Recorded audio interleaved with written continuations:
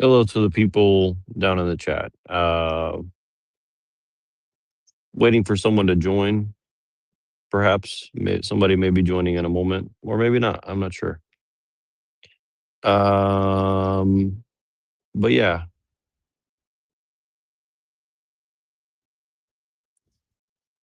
Yeah, join panel. I add you, comrade. Oh, somebody's here. Who is it be? Yo, what's up? Yo, What's up? We just be live and shit. nice. I found this girl on like Instagram or something, and she was like doing anti-tech videos. And she's like, I'm an atheist, but the tech people are the antichrist, and like we have to kill the AI and shit like that. I was like, so I invited her to come on your podcast. I'm waiting for her answer. Just let you know. Nice. I was like, yeah, definitely need to get this girl on. I think she has a good amount of followers. Like, I'm not sure, maybe like 10,000 or something like that. I can't remember exactly, but something like that. So I just give you a heads up. So, Yeah, I told my wife that I'm looking for like a female co-host, hell yeah. and she likes the idea. Yeah. No, I think it's a really good idea. I mean, Yeah.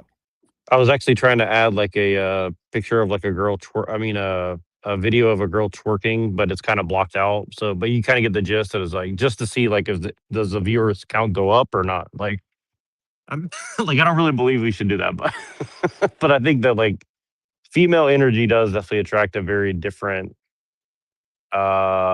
energy, good and bad. You know, like it's something I think we should all be doing. You know, if I knew someone to do it, I would tell them to do it, but I don't know anybody. But hopefully, that's a thing for sure.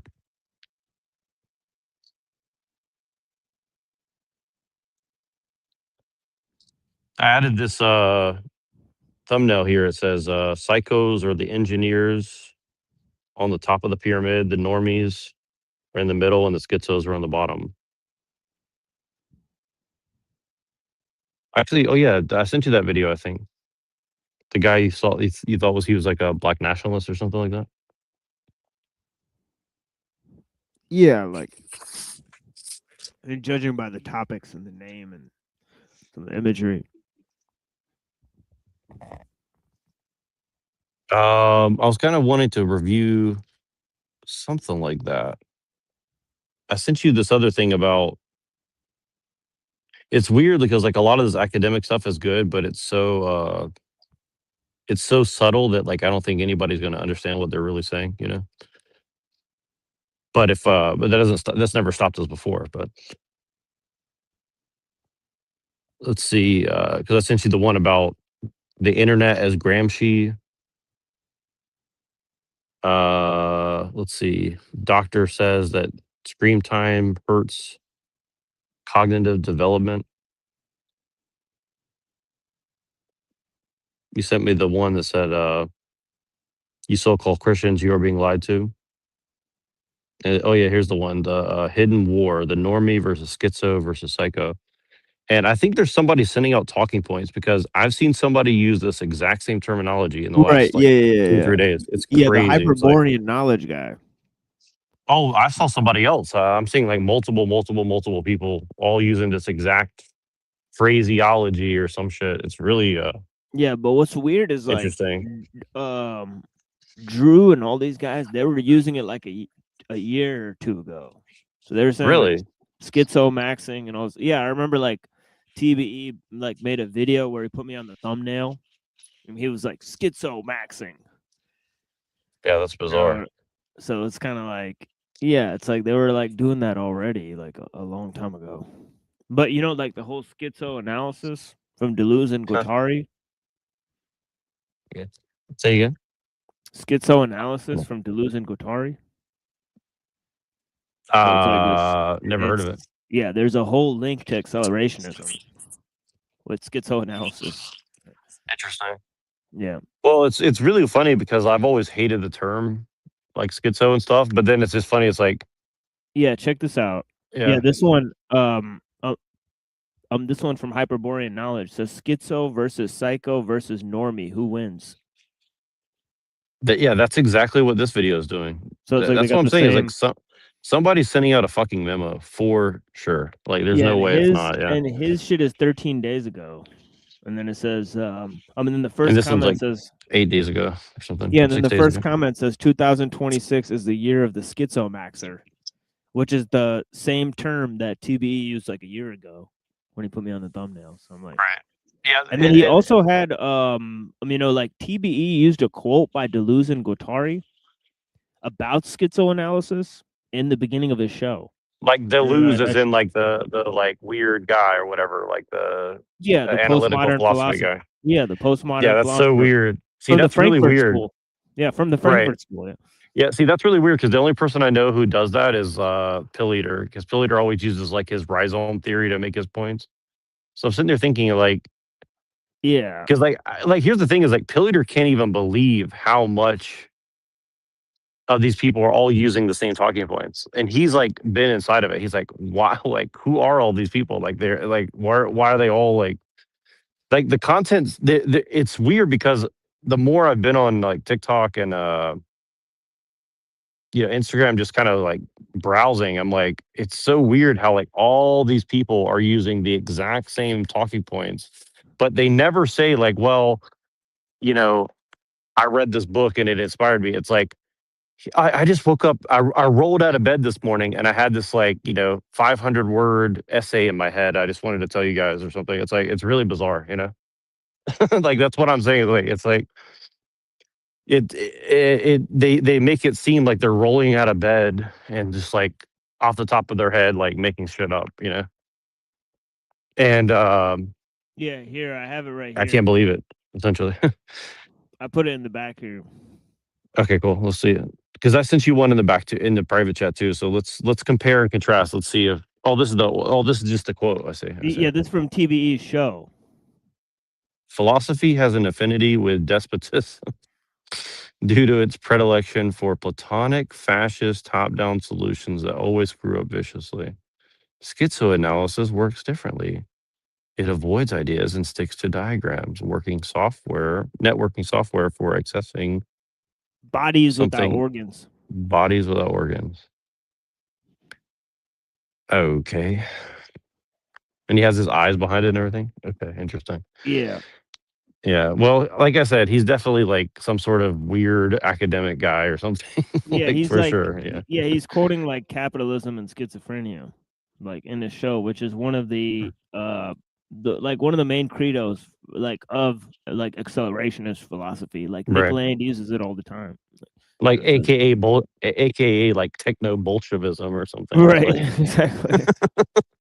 which is kind of funny to me because it's like, okay, like it's like anybody who is a real techno Bolshevik would probably keep their mouth shut, right? Like they wouldn't say all this out, some like gold slaw and which, well, I guess maybe I'm proving my own point. Let's see.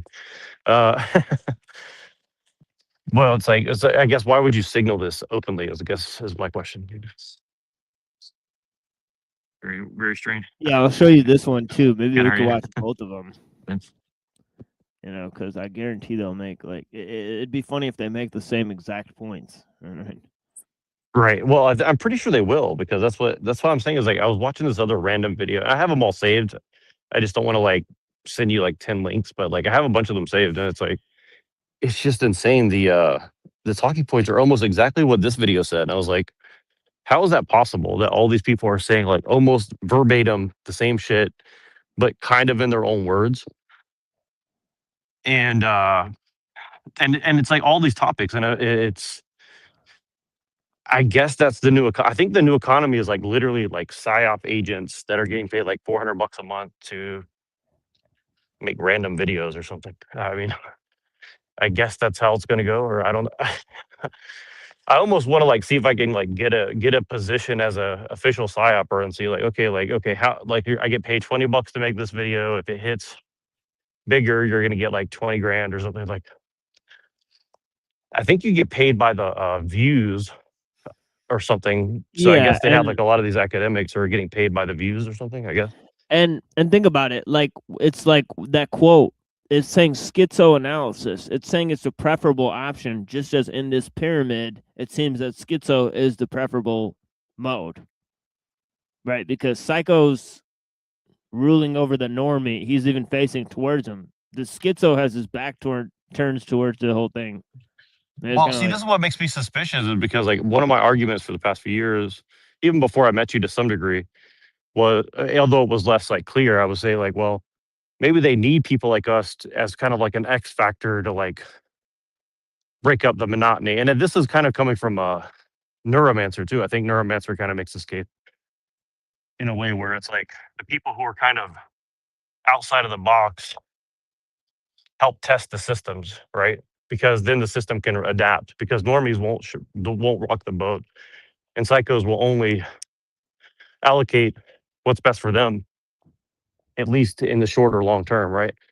But then the system can't stabilize that way, right? Between these two. So they need people in the middle who kind of do it. So the new middle class is I mean, what people would call schizophrenics, essentially. But of course, that doesn't mean that you're going to get paid for it. It just means that you're going to have a somewhat elevated status in some way. It doesn't mean that it's like necessarily good for you, right? But I think that's maybe why they're letting people like Nick Fuentes and people like this run loose is, to give encouragement for for people to come out of the woodwork and participate, I guess. But yeah, let's see. yeah, and I think like the real battles between like, like the trans, like like Earthseed people, like the Terrasim people, and then like on the other side, I think you have like the Nazi like Nick Land people, but they both Oh want my transhumanism. God, Right? you actually just reminded me of a really good. Yeah, you're right. Actually, you're 100% right, and I'll show you evidence of that, which is kind of weird.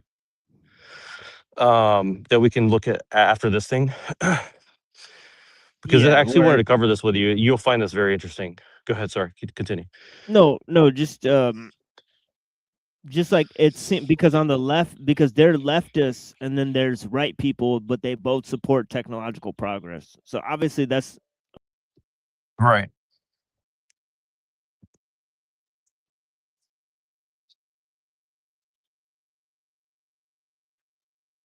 Let's see here. Can you, if you don't want to watch that video, it's cool with me. I don't care. But if you don't want to watch that one, bring up this article and let's cover this article. I wanted to get your take on this.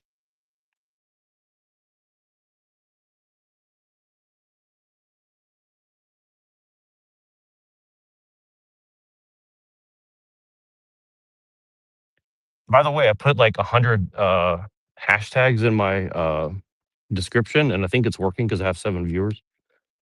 So there might be something to that. Oh shit! Well, he dropped out. Must be a Kanye West fan.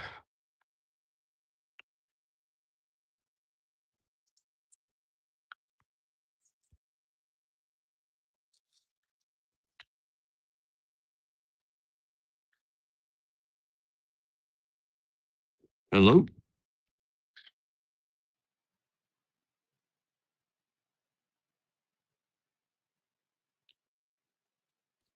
Hello. I can't hear you. Yo, Yeah, what's up?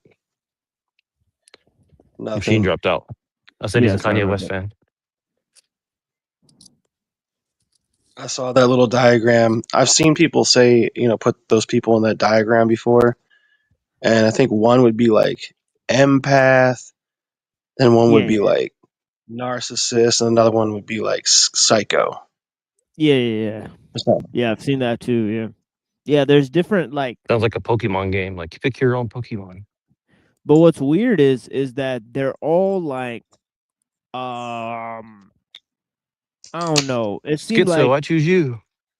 Yeah, but it's like being an armchair psychologist is pretty like dangerous, right? Not But that yeah, I was being a gonna say let's legit. cover this video a little bit. We don't have to watch the whole thing, but just to get a gist, because I think this is Yeah.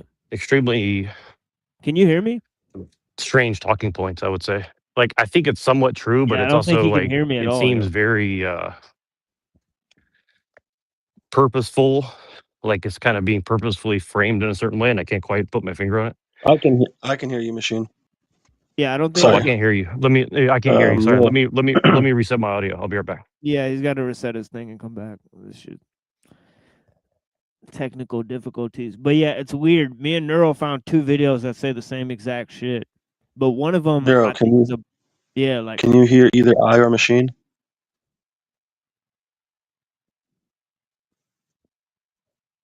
Okay. yeah, he's Let here me. now. Okay, I can hear you now. Okay, cool. Yeah, sorry about that. I don't know what's happening. It's like whenever you and I are on stream, there's always audio issues. But if you do a stream or I do a stream independently, there's not. So something going But on. I've seen Something. it happen on other channels, so it's you know. Yeah, bizarre. But sorry, I didn't hear what you were saying. So sorry if I was interrupting. And I heard you guys were saying a bunch of people were saying the same thing, which I don't pick up on that stuff because I don't hear all the other good people. Well, it's because you have a healthier attitude, a healthier relationship with social media than I do for sure. Yeah. So yeah, so let's check it out. Let's see what the basic thesis is here. As I said, I think it has a lot to do with the whole schizoanalysis thing from capitalism and schizophrenia, right? And that being used by Nick Land, and obviously, I've laid out earlier on this show. I sort of explained to Claudia, my whole thesis about accelerationism and Discordianism, and how both sides are sort of 2 different aspects of futurism, right? And how they want to proliferate their ideology. Yep. Axis before, but I really want to give a full breakdown of this dynamic because it is very important to the topics we talk about. The schizo beats the psycho beats the normie beats the schizo. And this also has hybrid classes in between too, which we will take a look at, but it's really the crux of everything. Now, we can see here there are different characteristics of each path, okay? Each character, if you will. And though these 2 are really the player characters in this, a lot of the interactions they have all depends on the normie. So the normie really is the axis of which how these 2 play out their lives, okay? The psycho, skilled at manipulating and influencing others, creates the current thing, treats others as livestock, blinded by hubris. Now, the psycho, if you don't already know, these DSM terms are bunk, and I don't like to use them, but this is like the internet slang. A lot of people don't like when I say schizo because they have a relative or they know somebody diagnosed with the illness, but this is just the internet label that I'm using, and I'm using it as armor. Like my favorite chapter of A Song of Ice and Fire, bastards, cripples, and broken things, whatever they call you, use it as a shield, use it as a badge, wear it as your armor. So that's just really what it is. Another term you could just use instead would be mystic versus demon or vampire versus Hylic or golem or whatever you want to call that. So the schizo really is just an energy vampire, a demon, somebody who seeks to siphon and loosh farm and absorb the energies of the normie for their own will, to dominate, to seek control. They are skilled at this because a lot of them growing up especially if they're because there's a hierarchy as well. There's a hierarchy of psychos, there's a hierarchy of schizos, and there's even a hierarchy of normies. The peak schizo is in these families where they undergo some form of ritual abuse, and that increases their psycho tendencies. So they undergo things like monarch mind control, which gives them alters. And the psycho you deal with, the psycho you see, is not the real psycho. You're dealing with the normie alter of the psycho when you're dealing with them. Okay. They know how to wear the normie mask in order to exploit the normies for their loosh, their energy, or whatever they want to get out of them. Because essentially they're the livestock which they need. And that's the weakness. Everybody has a weakness here, okay? And even though the psycho does beat the normie, its weakness, the psycho's weakness, is that they are dependent on the normie for sustenance. So if they're ever exposed, if they ever lose their drip supply, their dopamine drip, the normie drip, that's their downfall. Because without the normie, the psycho, the vampire, starves and they can't thrive anymore. So that is one way that the schizo knows how to beat the psycho, is that the schizo is excellent at pattern recognition. That is the main trait of the schizo. That is their main buff, is their ability to connect dots. And one of the dots they know how to connect is when they see people being psychos, when they see people exploiting people, especially the elite caste of the psycho, which they study because they know that they're going through these ritual abuse, coming of age ceremonies, and that really increases their ability to break down. Because even in mainstream psychology, they say, you know, psychopathy comes from abuse. That's like the biggest trait when they know that someone's going to be a psycho, is when they have undergone a massive amount of abuse in their childhood. But from this dynamic that we're talking about here, psycho being a vampire demon, we know that part of these rituals are also invoking entities to take them over. Okay, so there's a lot involved in the development of a true elite cast of psycho. And if we look at the schizo, okay, we can look at some of the traits here. Immunity to propaganda, increased pattern recognition, the quote-unquote chosen ones, socially rejected and stigmatized. So the schizo really can pick up on patterns, and even the face. The schizo has a face. We know what if you are what I am, you know the face that we're talking about. You can see it, especially across the eyes. You know, the pattern recognition is there, so you know what I'm talking about if you can see it. Normies are unfortunately very face blind. Sure, they can see so if someone's ugly or attractive, but the schizo doesn't just see people on the axis of attractiveness. A schizo can see everything. They can see if they're a North Pontid. They can see if they're an Atlantid. They can see if they're a Nordid. They can see if they're a demon, if they're a psycho, if they're a normie. The schizo can just like face reading. Now, I don't know like the actual dynamics of like the face reading. I'm just intuitively good at it. But there's schizos out there who like face read and they know like the whole dynamics and the ins and outs. And I'm not talking about like the maxillas and the orbital bone. See, he's classifying himself as the second one. So I already called that. Right, that he's saying that schizo is a preferable option. Right, so Yeah, well, yeah, I agree, and but there's a lot of weird stuff in here too. So like, I kind of reject this outright for one reason. It's like it's literally saying, "Well, I don't believe in the DSM." Now let me go ahead and diagnose these people as like another pseudo DSM version of internet culture or something. I mean, you know what I'm saying? It's like so.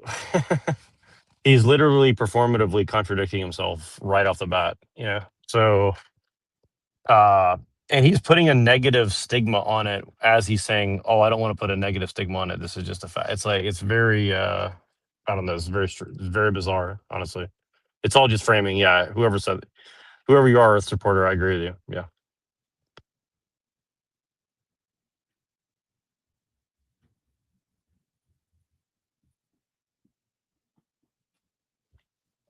If you're talking machine, I can't hear you. Let me reset my thing. Yeah, no, I can. No, can you hear me? Oh man.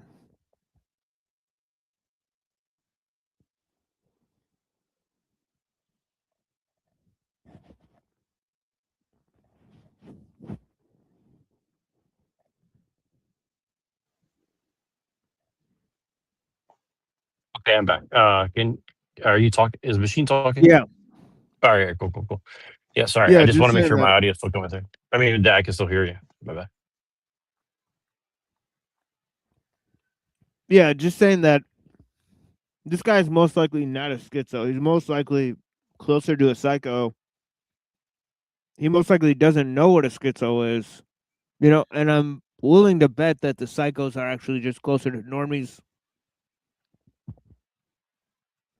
Yeah, I pretty much agree. I mean, I think there's a fine line between a normie and a schizo. I mean, a normie and a psycho. Because here's the thing with the schizo thing, like you have a range of emotions, but see, psychopaths they don't have a range of emotions, right? And I think normies similarly don't have a range of emotions, generally speaking. I mean, I don't know. Maybe I'm wrong, but I mean, I don't want to really jump into this kind of weird classification game. Really, it's As proof I that just he's a think it's psycho. Yeah, like as there's proof some that he's a other reason psycho. he's doing this. Yeah. Yeah, I mean, as proof that he is a psycho, I'd cite his almost 50,000 subscribers. So yeah, Yeah. like you're a Well, psycho there's pretending to some be a ulterior normie. motive. Yeah, Yeah, there's some sort of ulterior motive to all this for sure. Like this is not just like some guy who's like, well, I just want to explain this to you. It's like, no, clearly there's something yeah, else going on. yeah. He's a psycho pretending to be a normie. I'll call it right now. You know, and making this video, LARPing as a schizo, trying to produce schizos because those are the benign type for psychos. Right. Meanwhile, he wants people to Right. think that if there's enough schizos, the psychos won't have power. Yeah, right. Well, what's funny is like I've been commenting on a lot of these like other social media videos because YouTube is very weird. Like I feel like is the most like sane social media that's for the most part. Maybe Substack's a close second to some degree, but uh, it's you comment on some of these things and you ask something like I saw this woman, for example, she's like, um, most men have committed rape without even realizing it because they thought, just gives all these reasons about like, you know, fake scenarios where, I mean, not fake scenarios, but just random scenarios where, consent hasn't been given. And I asked I just asked the question, I said, can you define consent? And the amount of people that just get like ragingly angry because you say, "Can you define that word?" Right? Uh, you know what I mean? It's like if somebody's using a word and you ask them to define it and they get ragingly angry at you, like I understand why they're doing it, but I'm saying like it kind of proves the point that they're not really being genuine, right? You see what I'm saying? Uh, yeah, and again, like I understand that this grape is a real thing. I understand that consent, is one of these buzz terms that everybody's using, for the fact that it's basically a rage bait term. But it's like if you try to like really try to understand what exactly are you saying, people rage against you because they don't want to actually get into the details of like, well, is this something that's a larger part of a larger message that you're trying to drive home? Because almost every time it's like rad fem, don't be with men, don't get married, don't have kids, and if you do, make sure that he's rich so you can sue him and take half his money and be fine on your own. Or it's like a part of a whole ecosystem of ideas, right? And And you can apply this to almost everything we're looking at on the internet right now, I would say, right? But then if I make my quote unquote schizophrenic videos that are just, like a meme mixed with a video mixed with some music, people say, oh, this looks like something that a mentally ill person would say. And I say, well, why? And they don't have an answer. And I'm like, okay, so because you don't understand the art, now it's schizophrenic, right? Or now it's a crazy person, right? So I don't know. It's just very interesting how quickly everybody reacts uh, to just basic questions and shit.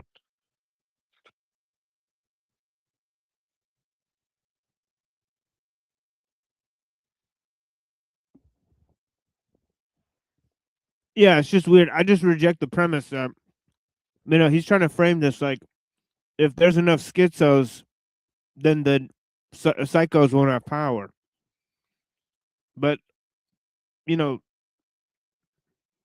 don't know. They can switch between being a normie. So if there's enough psychos, how come it won't just balance out?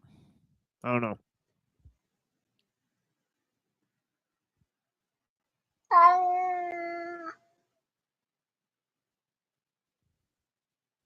Yeah. I'll just play some of this video. Bones, I'm talking about like actual face reading as a occult art, essentially. So immune to propaganda, of course. That's what we do. We call out propaganda. Now, of course, I'm going to say we. Now that so many people say, well, you're a normie, no, you're this, you're that. Well, I think everybody kind of has a little bit of everything in them. And really, it's just what your dominant trait is. Okay. I've had times where I'm in the normie cryo chamber and I'm just like shut out of life and I'm watching Dragon Ball Z. But, everybody kind of has their own dominant trait. And it's fluid too. Not so much for this cast, but the normie and the psycho and the schizo can definitely shift around a lot more. And we'll get into the hybrid classes. The hybrid classes being the schizo curious normie, the lunatic, and the bully. But we will break down those more as we go along. But the schizo has weaknesses. The schizo has, like, the psycho has a buff. Okay, the psycho's buff is that they're immune to anxiety. They're immune. Yeah, and then when he combined the other three, that's probably the majority of the society, right? Where he's like, oh, there's these three dominant types, and then there's these three that are combinations between the three, but that's probably most of what the people are. Like there's probably a lot more, like the schizos are probably relatively few. There's probably like one or two of them around, but the schizo like curious normie, that's going to be almost all of the schizos most likely. All right, so I don't know. To empathy, which can be for their dynamic and what they want, which is to dominate and manipulate. Obviously, that's a huge buff for their overall quest in life. The schizo, he has his buffs, immune to propaganda, amazing pattern recognition, but his debuffs are that the schizo is, prone to anxiety, prone to depression, prone to being socially rejected and stigmatized. And that's a lot of why that the normie overall beats the schizo, because first of all, you can't beat the herd. The normie outnumbers you 100 to 1. The normie will always be able to try to police, thought police, to shame, to isolate, to deplatform, to do whatever they can to stop this little guy from, wearing his little hat. Now, And you think you're that little guy with that little hat. I mean, it's all too clear that you're not. You're either a normie or a psycho. But yeah, all right. of course, like the tinfoil hat thing, we can get into that. So it's like an egregore. The schizo is an egregore. They have been, put into a thought form in the normie's head. And what this really is just kind of making fun of the thought form, like, yeah, the tinfoil hat. It's making fun of the normie conception of what a schizo is. So that's kind of like the real thing that's going on here. And we'll look at some because in every movie, horror movie or action movie or whatever, this dynamic really plays out. If you ever want to write a good story, the dynamics between these three is really what you want to play on, because it's always the schizo who recognizes what's going on here, and he tries to warn the normie as to what's going on with that. And after about a couple, scenes of the normie getting his energetic cheeks clapped by the schizo, by the psycho, he finally believes the schizo. So only after the normie get his cheeks clapped by the psycho will the schizo be proven correct. And oftentimes it's too late. Okay, so that's every movie. That's every like thriller, horror movie. And that's really a big axis of how the dynamics of mankind work out. Okay. The normie enforces social norms, susceptible to manipulation, supports the current thing. There's also 3 tiers here. Right. And it's hauntingly suspicious in terms of it seems like Plato's Republic, right? Because the guardians are always the heroes. So the schizos seem to be the guardians, right? Whereas the psychos seem to be the people that are controlling the guardians, and the normies seem to be the working, the workers, right? So, I mean, it's pretty obvious here that this 3-tiered system, right? And who are all the movies made about? It's always made about the cop, or the military officer who realizes that the people in charge are doing the wrong thing, and then he wants to warn the normie about it. So this is kind of what he's talking about. The dynamic between the schizo trying to warn the normie, but of course the schizo is always the cop. He's always the military officer in the movies, right? So I mean, it just goes to show you, right, that the person who's going to question the psycho is going to be a bootlicking guy who's in the system in the first place, that finds out something bad going on and then tries to warn the normal people,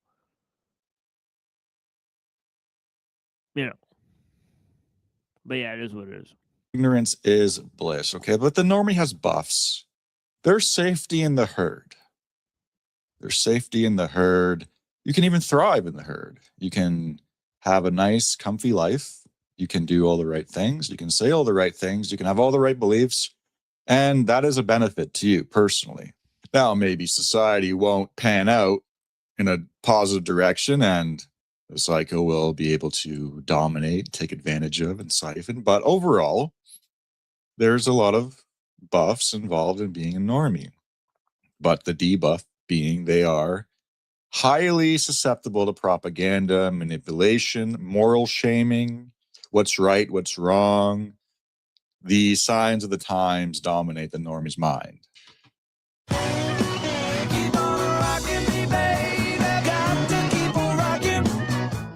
Factor just solved my boring dinner problem. With over 100 weekly options, I never have to eat the same thing twice. Asian. And these dynamics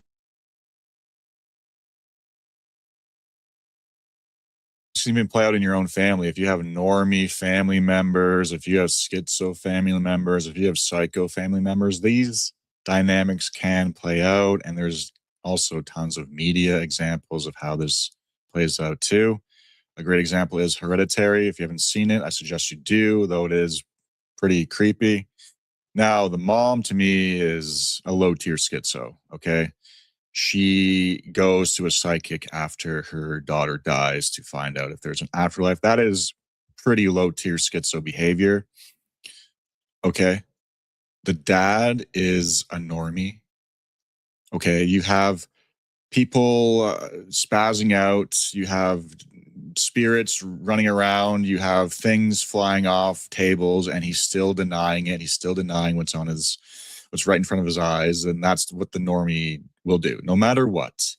There could be somebody convulsing in front of them, yelling out Latin, and they will still deny the existence of anything demonic, anything out there that might be supernatural.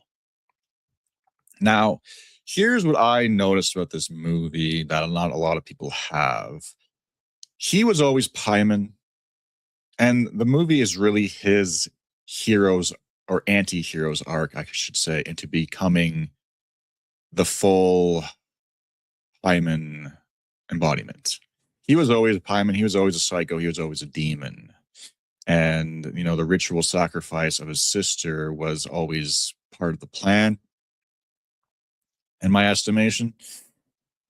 Because you can kind of see also the dynamics of how they deal with losing the daughter. Okay, the schizo woman is absolutely broken. Like, you can just tell. Like, that's the thing about schizos, is that they're really attached to people they care about. They love people they care about. It's like, it's way more than regular. The normie dad is grieving, but it's not at the same level. And he quickly moves on. You can tell he quickly moves on with his life. He doesn't, it's not dominating his psyche. Like, she has to go to psychic, she has to go to therapy, she has to go to everything. Meanwhile, he's the reason why she dies. He's not going like to all this extent. He's largely moving on, living his life, although, going through a demonic possession. But he's really, and a lot of it, he's shown in a good light. And that's what I see in a lot of these movies, is that the psycho is really being celebrated in today's media. Whereas before, there was a lot more movies. Look at They Live. They Live, the schizo's journey was a lot more celebrated. But you can see now more and more that psychopathy is more and more celebrated, or, vampirism is a lot more celebrated. Again, you're using these terms and these mental health terms, when in reality, it's more of a demonic aspect going on. But yeah, these dynamics can play out in your own family. I mean, you're going to be having normies just deny everything in front of their own eyes until it's too late and they get their cheeks clapped by demons. So that is this movie, and the celebration of the psycho. Again, you see it over and over again. And I think it's because we're becoming more of a psychopathic society. We're becoming more of a demonic society where the demons are the hero, or what they want to call anti-heroes, whatnot. People are really obsessed with this now. And they're always, I noticed too, it goes back to kind of my Michael Cera analysis days, where like these little dweeb guys who are actually psychos are always shown in a good light, but in reality, the entire movie is just them manipulating people and trying to dominate people and try to weasel their way around these social dynamics. And they're really skilled at it too. So you kind of have this, that's the thing, because they want to make Patrick Bateman look like the psycho, they want to make Dolph Lundgren look like the psycho. In reality, it's more like these little dweebs who are the real psychos running around, right? So yeah, all these Patrick Bateman edits, and I don't think it's a one-to-one at all, really. Sure, there's going to be a spectrum, but I think you're going to see a lot more of.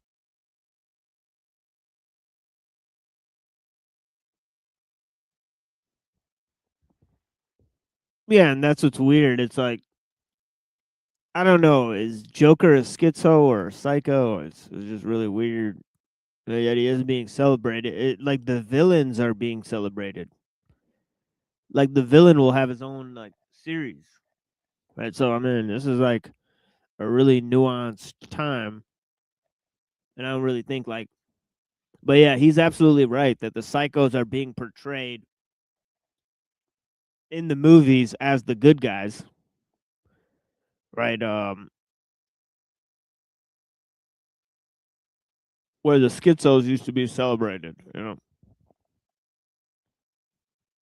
I think the classic schizo is kind of like the I want to sing a owl, right? Because he's like he understands, like he wants to sing, and like his family doesn't understand him, and like I don't know if you guys ever seen that cartoon with Al Jolson, where the owl really wants to sing. It's like such a great cartoon. These types running around. I've never seen it. Another perfect example is They Live. Okay, you have the hero. He undergoes a schizo's journey, if you will. He is awakened to the demonic, the alien, the archon element within the world. He tries to warn the normies. They don't listen to him. He ultimately defeats the psycho, but who defeats him in the end? It's the normie. The normie kills him in the end, okay? He's defeated by the normie, and this is the engine in which a lot of narratives are formed. And, even if you may defeat the arch enemy, okay, you might just end up succumbing to the herd anyway. So that's why I think the true schizo arc should be to awakening dormant schizos out of their Cairo chambers. That should be the aim of the schizo, okay? Of course, the psycho arc is going to always be to siphon as much loosh energy they can from the normie, and the normie life is to live in comfort and peace and prosperity, which is understandable. I understand why people would want to pursue that over living a life like this. Of course, the schizo really is just an egregore in the normie's mind. That's why the tinfoil hat is there. It's just a symbol. Always wear what they call you with a badge of honor. Again, a notable example of the schizo would be Terry Davis, okay? I mean, people want to think he's crazy. People want to say, whatever, but he certainly was not a fool. He was brilliant. He wrote his own OS, okay? Like, he wasn't, like, that's the thing about schizos, is that in the mind of the normie, they're fools. They're dumb. They're weird. But a lot of them, like, he was an elite, okay? Schizo mogs me to oblivion. He was brilliant, and it's very sad what happened to him. Very, very sad what happened to him. But of course, that is the vulnerability of the schizo, as the social isolation. The social isolation becomes a disease within itself, and then you can kind of lose yourself in that. And that's really what happened, I think. Of course, I think there's a lot more happening behind the scenes as well that we aren't privy to. But the dynamic of it too is the social isolation aspect. Very sad what happened to him, but of course he was not a fool. He was not, insane. You can't operate at that level if you are dumb. So, because, and I've noticed a lot too, is that really hyper political people really, really are now clamping down on schizo takes and schizoism and whatever you want to call it, mystics. They want everything to be able to be explained in the lens and the framing of politics. This group just wants power because of this, because they just want more resources for themselves. Everything is just explained in the dynamics of group politics. But as we know, there's a lot more levels to this reality than just the political sphere. And these hyper political people really, really don't like schizos, and they use normie shaming tactics against us. They call us stupid, they call us dumb, they call us, crazy out there. So politics is really normie tier at this point. And a lot of these guys are this, and they don't want anybody interfering with their harvest. So, of course, anybody calling out the political scene as just being make-believe. Okay, so how's my audio right now? Is it better than Yeah, it's good. usual? Yeah, it's Okay, all good. Okay, that means that something's actually working right for once. Perfect. Awesome. Okay. So my audio's crystal clear right now, right? Well, I mean, I can Better. hear you. I mean, Can you hear yourself talking? yeah. Okay, sorry about that. Okay, so but yeah, so this is really weird because this is like almost verbatim what this other guy I sent you is saying. I mean I didn't watch really much of the video, but like it seems to be like almost exactly what this other dude said. So that's pretty weird. About politics, about normies being into politics. Yep. Well, yeah, so I guess let's just finish this one and then I'll show you. We'll compare and contrast this one versus the other. Yeah, exactly. That's the plan. Yeah. I'm gonna play the next one because it's crazy, like how similar this seems to be. And then we can sort of conjecture like how these two groups may be connected, because it's pretty clear that the coordination is off the chain. Right? Yeah, that like, and then I'll show you other examples of totally different things that seem like there's coordination with these talking points as well. And then you're like, okay, so like this is it's like, are they trying to induce mass schizophrenia? Sort of that's profiling. Yeah. Right. Yeah. Oh, yeah. Yeah. Right.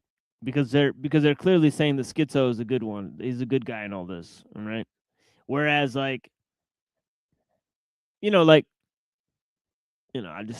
I should have saved that thumbnail, that TVE made where it says schizo maxing, where it had me on the thumbnail. Honestly, I should have saved that.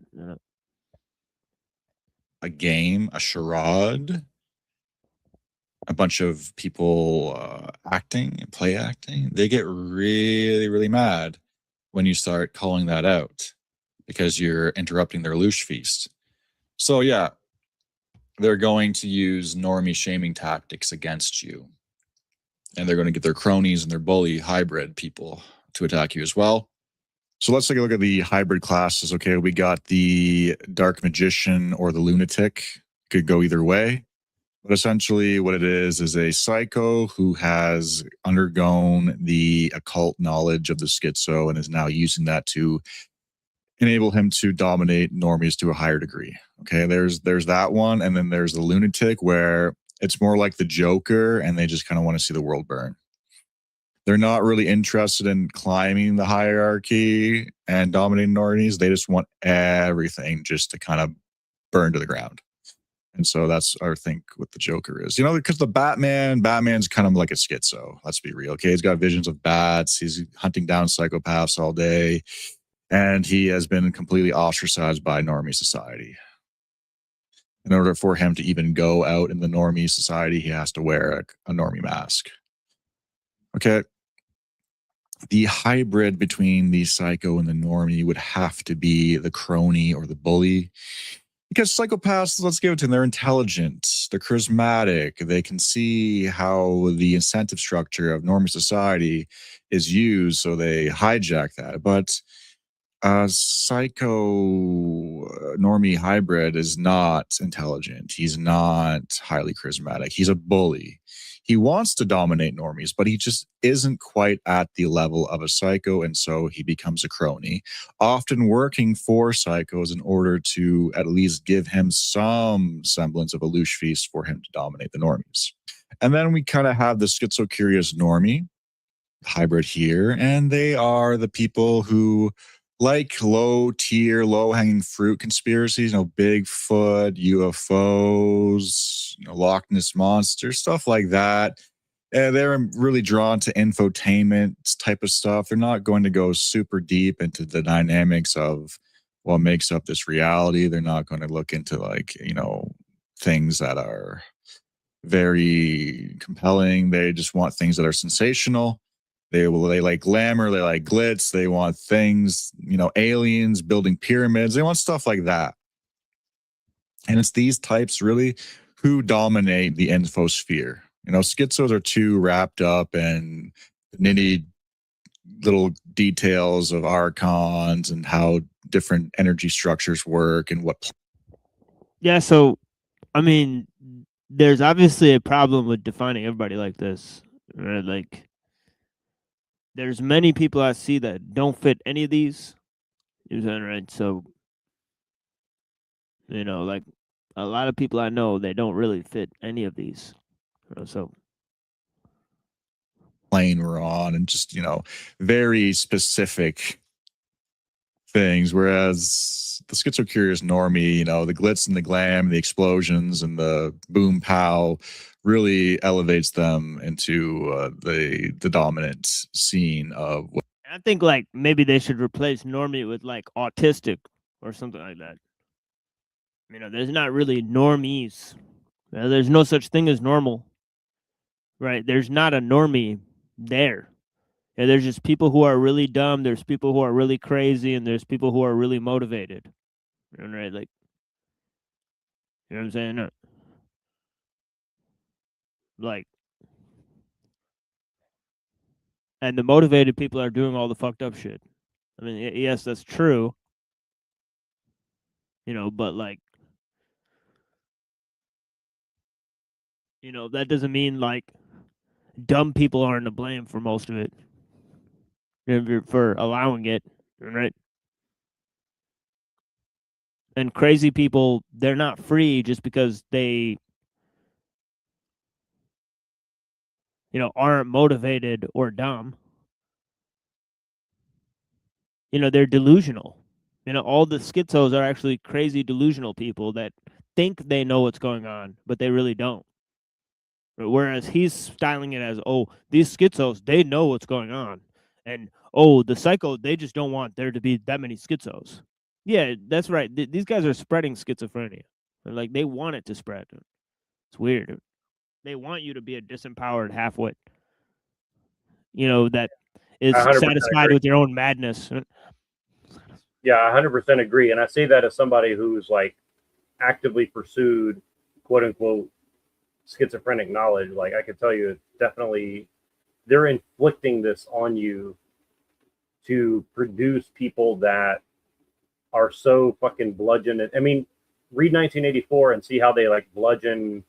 Like, they see, here's the thing is, they didn't want to kill Winston Smith. They wanted to crush him so he could never be an example, right? I think that's the whole point of 1984. Like, they want to break your mind and make you love it, so then you become anesthetized to it, essentially, right? Like, and then they can find the pattern of like what makes you different than other people, and they crush it in you, right? Because O'Brien is really just a pure psychopath who doesn't really feel anything, even for himself, really. Like, he's a basically selfless person who's like become like the ultimate inverted altruism, where it's like, well, I'll just crush everything about you to make you conform with the party or something. I mean, that's why 1984 is like extremely, important. It's probably one of the most important things ever written, because it just exactly explains like that they don't want to kill people, right? Like, this is the thing is, people think they want to kill people. No, I mean, they might do it here and there, but I don't think. I think the primary goal is to get you to love schizophrenia, basically. That's what I think it is.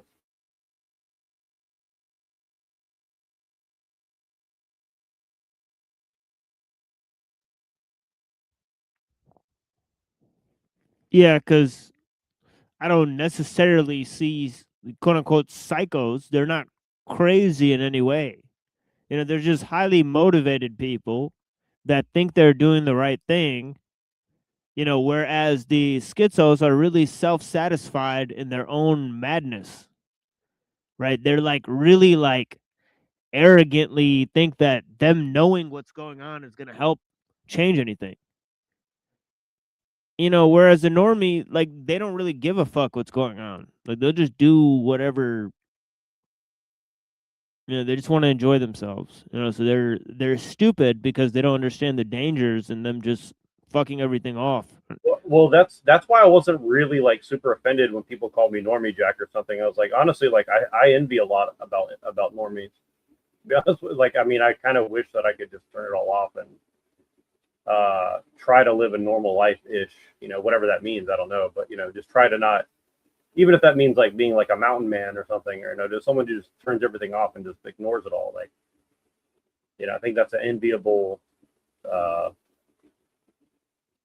ability. Yeah, that's what's weird. Is like the psychos think that you're a normie and that I'm a schizo. So it's like, what does it matter? That's an oversimplification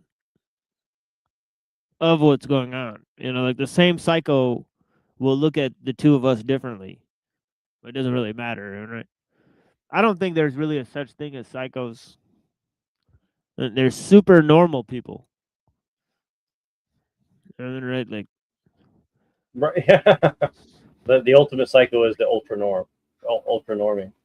yeah, it's like, Yeah. Well, I mean, it's kind of like what people like. It's kind of funny to me. It's kind of funny that people say that, like, well, the rulers are like all these like super psychopathic people. It's like that may be true potentially, but I think the most of the people that you see who are like in a position of power, they're just extremely normal people that have just you know just totally given up. I mean, they just basically like, I do this, I get this, I do this, I get this. Like they've just become kind of roboticized or something. Like I don't necessarily think it's like psychopathic in the sense like, they're actively thinking like, how do I screw over the next person, or I just don't like people or something. I don't think it's necessarily that.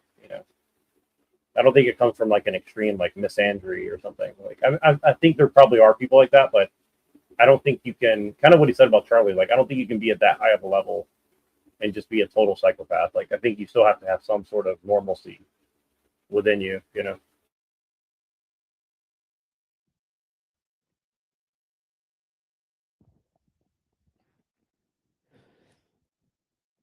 yeah, I mean, it's just a huge problem that this guy, obviously a psycho living off the loosh of normies, is acting like a schizo and is pushing other people to become schizos and become socially isolated when that's not something that he's doing.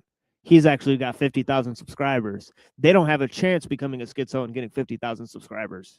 So it's all bullshit.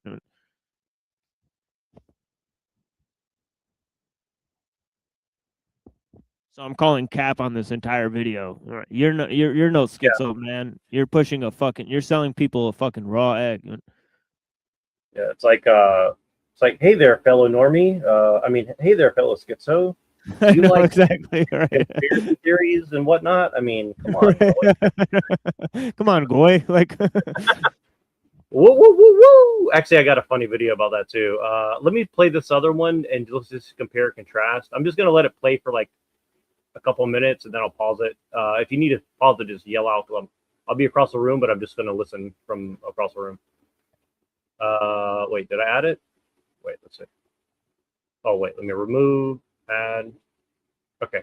I'm just gonna play this for a minute. I'll be right back. People in every civilization, those who enforce reality, those who exploit reality, and those who can see through it. History is not shaped by nations, elections, or ideologies. It is shaped by the hidden war between three classes: the normies, there's a Republic the of Plato. schizos, and the psychopaths. This war is not fought with weapons. It is fought with narratives, shame, incentives, and perception itself. These are not clinical diagnoses.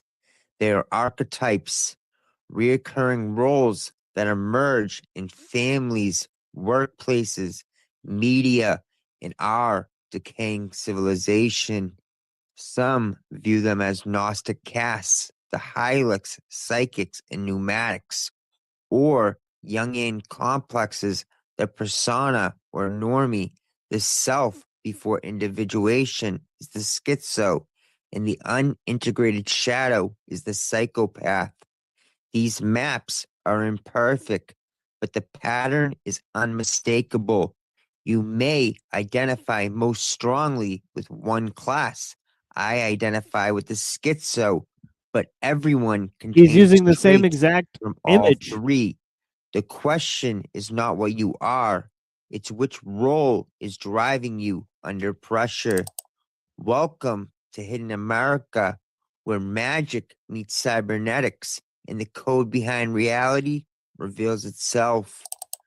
Before we go any further, I want to acknowledge at Oh, okay. Hyperborean Knowledge, whose breakdown of these dynamics inspired this video. Their channel. So these two groups are clearly connected. I was absolutely right. I just like I've not. Yeah, so I did not see this video, but yeah, I called that out. You know, I was extremely like, yeah, I hit that on the money there. So yeah, that was pretty sharp right there because I was like, whoa, he's using the same image, and now yeah, so yeah, definitely.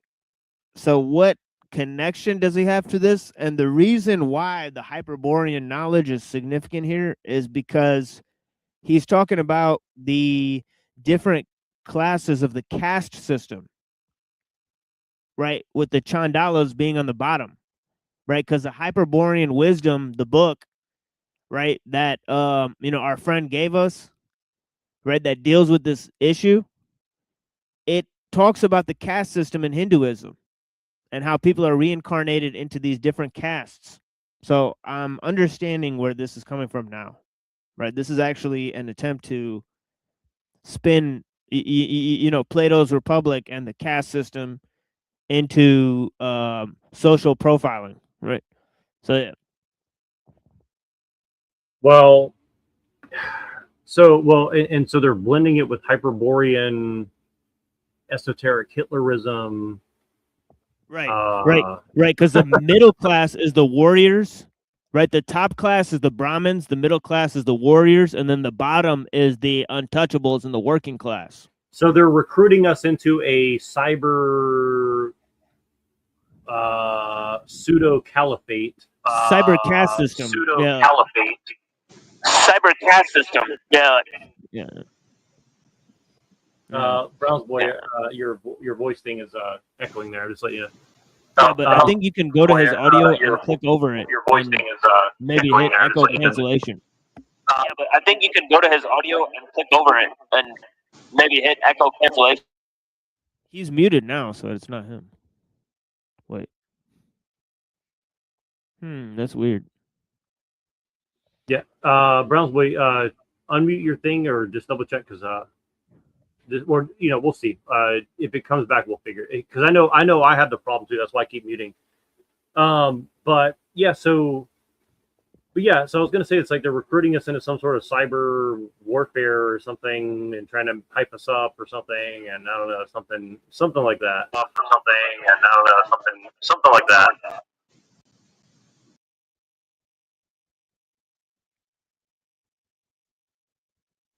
But I was gonna say, do you know what these guys and Jack Talcott probably have in common, Browns boy?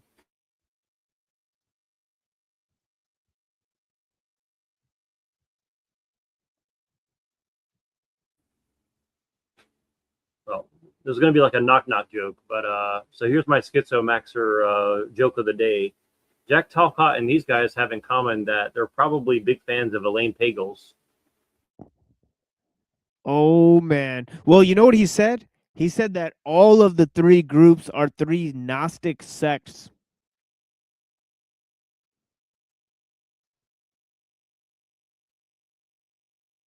So isn't that weird? Because I've had 2 or 3 or more people who believe in the demiurge arguing about what the demiurge means on my panel last time. Remember that? Yeah, that's what's funny about it. That's why I'm saying it's kind of weird how like this is like the total intersectionality that we found. Right. It is very weird. Like that's why I was like I couldn't tell exactly what this is. But yeah, it's weird. It's like, okay, let's mix in the caste systems. It's like, I don't know. But I think the Elaine Pagels thing is interesting. I mean, I think only you're going to see what I mean by that. But yeah, I don't know. Like, there's definitely some sort of externalization over here or something. I don't know. Not exactly. I'm honestly like not sure what I'm talking about, but I think I'm onto something. I'm gonna. Let's see. I think you just cracked the code though with what you said. Yeah, it's fascinating. Like, Channel does excellent work. Go subscribe. This video would not exist without look at that this. spark. The first time I encountered this idea in its rawest form was in a 4chan post, a meme really, that described a silent war between psychopaths and schizophrenics. The claim was simple. Modern systems disproportionately reward psychopathic traits, which is why psychopaths are overrepresented in executive and political power, and they disproportionately punish unintegrated pattern recognition, which is why many schizos, and if you don't like that term, replace it with mystic, synchronist, or autist, end up isolated, medicated, or discarded. The same perception that makes a schizo dangerous to false systems makes them unfit for systems that demand compliance. Normies, meanwhile, are largely unable to distinguish between the two, which allows psychopaths to dominate and schizos to be targeted by both normies and Yeah, psychopaths, we've seen whether that consciously or Machiavellianism thing not. before. The tragedy isn't that psychopaths rise or that schizos fall. The tragedy is that system is structured so they never recognize each other except as enemies. Whether or not you accept that framing literally, the dynamic itself is real and historically consistent. This video is not about glorifying any group. It's about understanding the structure of the conflict. The goal of this video is simple: to break down the dynamics of the hidden war between these three forces and show how they operate in history, media, families, workplaces, and civilizations in decay. The war is ongoing. It is invisible by design. And now, more than ever, it matters that you can see it. Part 1: The Map of the Hidden War. This diagram started as a meme, but like most durable memes, it survived because it pointed at something real: the true caste system of civilization. What you're looking at is not a moral hierarchy, it's a sorting mechanism. First, you notice the vertical axis. At the bottom, you have the Hyla class, the pure normies Dark or Triad from NPCs. Duganism. These are background characters. They take no Or the dark triadic formulations, the dark logos.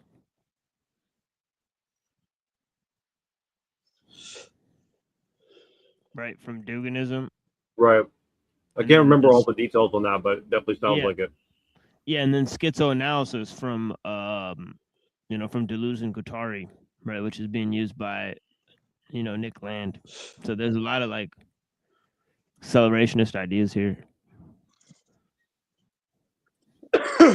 I have a third video because I listened to the whole presentation like I think yesterday or was it Tuesday or Wednesday, and about the demiurges. I do have a 7-minute video that if you guys want to watch in the future or whatever, we don't have to do it now. We'll put But in the back. I don't think Let's just do Hyperborean it. agrees with it. But We'll put it in the I just back wanted right to say now. that. Let me share it now. because I'll forget. Let's just do it now while we have it. Because it might be very related to what we're talking about. So. All right. Okay. All right. I'll be back in a few minutes. I got to go find it. All good. Just send it over if you find it. Interest in evaluating reality at all. They live inside the script. They don't analyze cause. They don't track systems. They live almost entirely inside habit and routine. This is baseline normie state. Above them, the population splits into two psychological orientations. On the left, the something is happening class. On the right, the nothing ever happens class. Both exist inside the system. Both believe they understand reality. Neither actually controls it. And this is crucial. This is where most people get confused. The blue side of the diagram, the happening class, feels pressure, experiences instability, knows something is wrong, suffers consequences directly. The red side of the diagram, the nothing ever happens class, knows causes abstractly, is insulated from effects, experiences apathy, confuses detachment with intelligence. These two groups hate each other, but neither is running the show. They are reacting, not directing.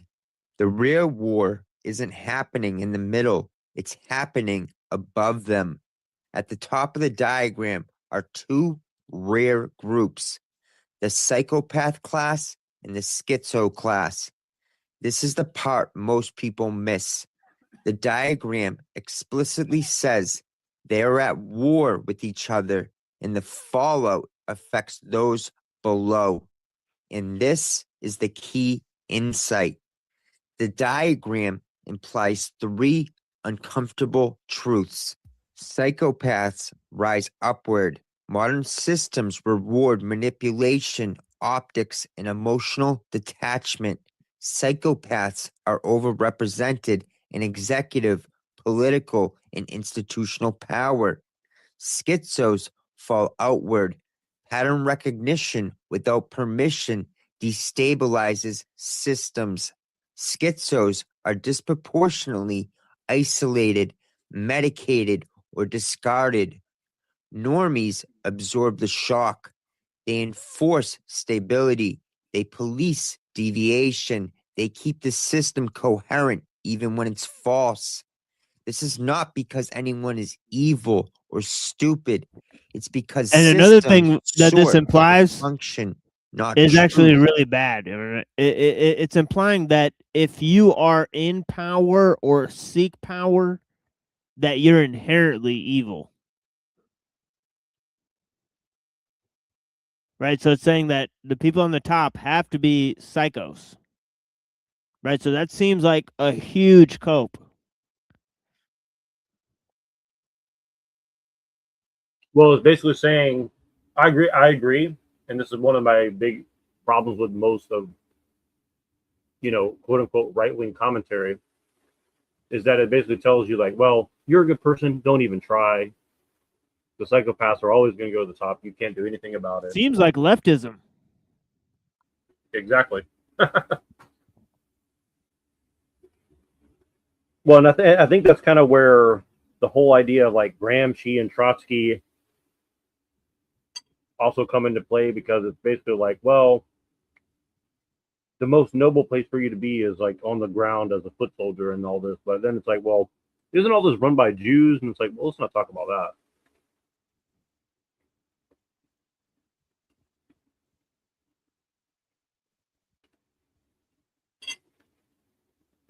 So even among, this is one of the reasons I like the TikTok stuff, because all the Goiper adjacent accounts, not all, but a lot, they're basically telling people like, you can't do anything, give up, you know, only look for a traditional trad wife who's white and a virgin and under 25 years old. I mean, it's like it's basically like let's add more and more pressure on you to make you like totally give up on life essentially. And don't ever try to like challenge power because it's too bad because Zog controls everything and you can't do anything about it. It's all done already, and it's like, but then on the same token, they'll tell you like you're bad if you don't. It's hard to explain until you see it, but yeah, this is a very strange. What do you mean by cope? Because that word's interesting. What do you mean by it's a cope though? Like the video, like the two videos that we watched are literally telling you, like, in order to be true to yourself and to actually know what's going on and to challenge what's going on in society and to be in a war against the powers that be, you have to be socially isolated, and also you won't be in power.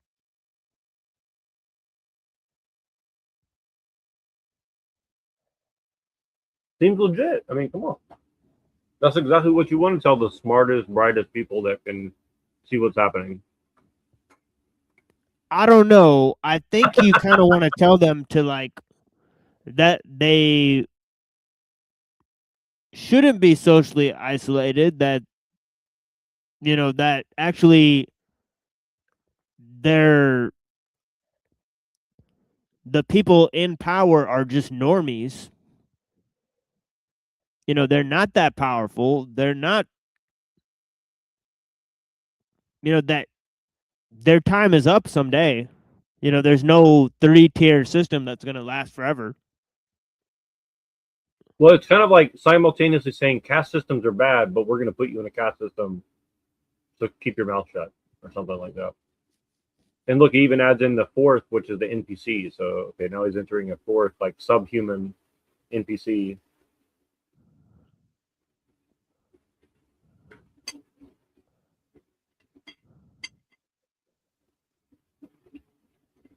Yeah, I just, you know,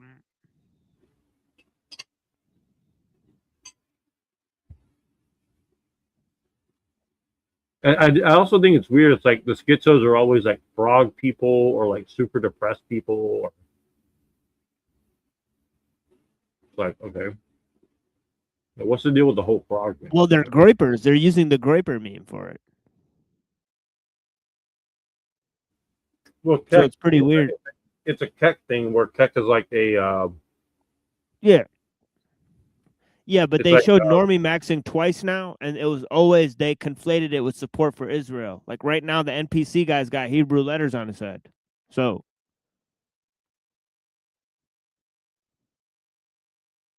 they're trying to pull some type of groyper move here.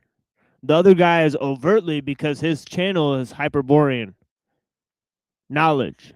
So he's trying to do a weird esoteric Hitlerism thing. Right. And I asked the homie Hyperborean hostile that, what do you think of this guy? And he says, he hasn't see if he passes the sort of sniff test yet. So this guy could be a totally unlegitimate guy using that type of learning to, control normies, to loosh normies, as he said in the video. Well, it all comes back down to, in my opinion, like some sort of weird Discordian chaos magic stuff. And I don't mean that in like a super, esoteric way. I mean it in the sense of like, well, I'll use Alex Jones as an analogy, right?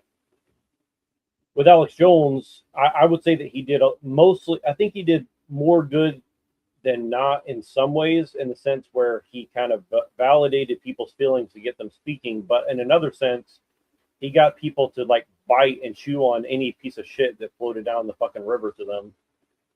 And so that's the bad side of it, right? And that's kind of what I see these guys as doing, where they're just like the next iteration of that, where it's like for example, I went and used a bunch of Pill Eaters talking points to a bunch of socialist leftist people, and most of them wouldn't even engage because they're like, automatically assuming like, okay, either one, you're a groiper, two, you're a Nazi, three, you're a quote unquote retard or whatever else they wanted to label you as, right? But the few people who did engage, they would actually go and look it up what you would say. And I know they were using AI because I did the same thing with my own argument. And it said, well, this is far right fringe conspiracy theories. And this is Grok, by the way. This is not like ChatGPT. This is Grok. So like if you start talking about Trotsky and Gramsci and Girard and all these like postmodernist things, and you say, well, like America's a Trotskyist nation, for example, right? The socialists will just put that into the AI, and the AI will identify that as a far right conspiracy theory, and it's like, why would the AI already have that opinion about this argument, right? Like it, and I know because I put it in two different AIs to make the argument for me. I had to coax it to give me an actual answer, right? So like the first three times I put it in, it's like, well, this is a dangerous argument to make because there's zero evidence for it. And I was like, well, let's just pretend that, hypothetically it was the case for a fictional writing. Like, how would you put it? And then it's like, it says everything that we say, basically. So it's like, okay, so like, it's very aware of like, so it's very aware that these things are true, but guys like this and talking points like this kind of like intercede into it and then put you in the category of Nazi, groiper, capitalist, pig, bootlicker, whatever it is, right? So it's a very left-right paradigm. I don't even know if Hegelian dialectic is the right thing, but you get the idea, right? And so, whether this person's fully aware of it or not, I don't know, but yeah, it's pretty weird because like it's kind of proving to me that that's why I'm saying like my experiences, to quote Twilight and these other cultists, right? My experience has shown me this, right? So, whatever that's worth, maybe it's not worth anything, but What this diagram calls classes, I'm sorry, I wanted to look at this this diagram. This diagram actually looks very interesting. Okay. Universal through forms, collective unconscious, Carl Jung archetypes. This is a very weird. Access through active imagination, anima, feminine side of the male psyche, animus, masculine side of the female psyche. Shadow, devil within, persona, social role, self. So this points back to like what all these groups like they're using like the Myers-Briggs and the MBTI in order to profile people on the internet. Right, so they're all like everybody's like a Jungian psychologist. It's just really weird, isn't it? They're all into Carl Jung, like across the board. They're into Carl Jung, so it's really weird. Who was openly a Gnostic, right? So like, right. I just think that's really really interesting. Well, and what's weird about it is if you bring up Freud, they get really upset with you. And Pilliter told me this because he's Jewish. But it's just interesting. It's like you just drop the name Freud or something like that, and people get super angry, and they're like, "Oh no, Jung was much better." And I'm like, "Why?" But I think this might be the explanation for it. I'm not sure. I got the video probably. Let's see. What we got? All right, let's watch the demiurge thing. It might be relevant to this. Oh, cool. It's Santa. Okay. All right, let's watch it. The knowledge that was lost is the knowledge of the 12ness of energy. And this was carried through the zodiac astrological teaching. Every ecliptic, every wave, whether it's a thought wave, emotion wave, water wave, sound wave, light wave, it all begins and has an end and then repeats. It's cyclical.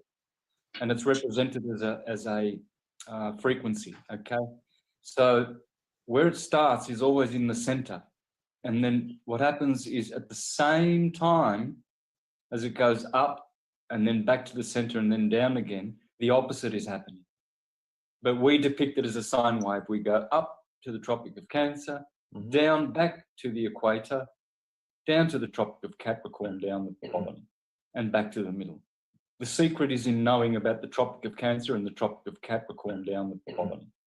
The sun shows you this every year, like the Scarabus, which is another way of saying scarab. The Scarabus, it climbs all the way up to the Tropic of Cancer, then is depicted as a scarab, crab. The sun will then begin to wane. The summer will come, and you see Virgo is the harvest season. And then Libra is where the grapes that grew under Leo and harvested in Virgo are pressed on the wine press of the scales of Libra. And then you see Jesus with his 12 disciples on the table, and he's spreading out bread and wine, because Virgo gives the bread and Libra brings the wine. So there's Jesus in the middle of the ecliptic, the sine wave. He's got 6 disciples on his right: Aries, Taurus, Gemini, Cancer, Virgo, Leo, Virgo. And there he is, Virgo's right next to him, that virgin. That's why Cancer's pointing to Virgo's throat. He's saying, no Adam's apple, Jesus. This is a virgin to your right. And then you see to his left, you see Leonardo da Vinci paints a green disciple with his arms outstretched, just like the scales of Libra, green, Venus.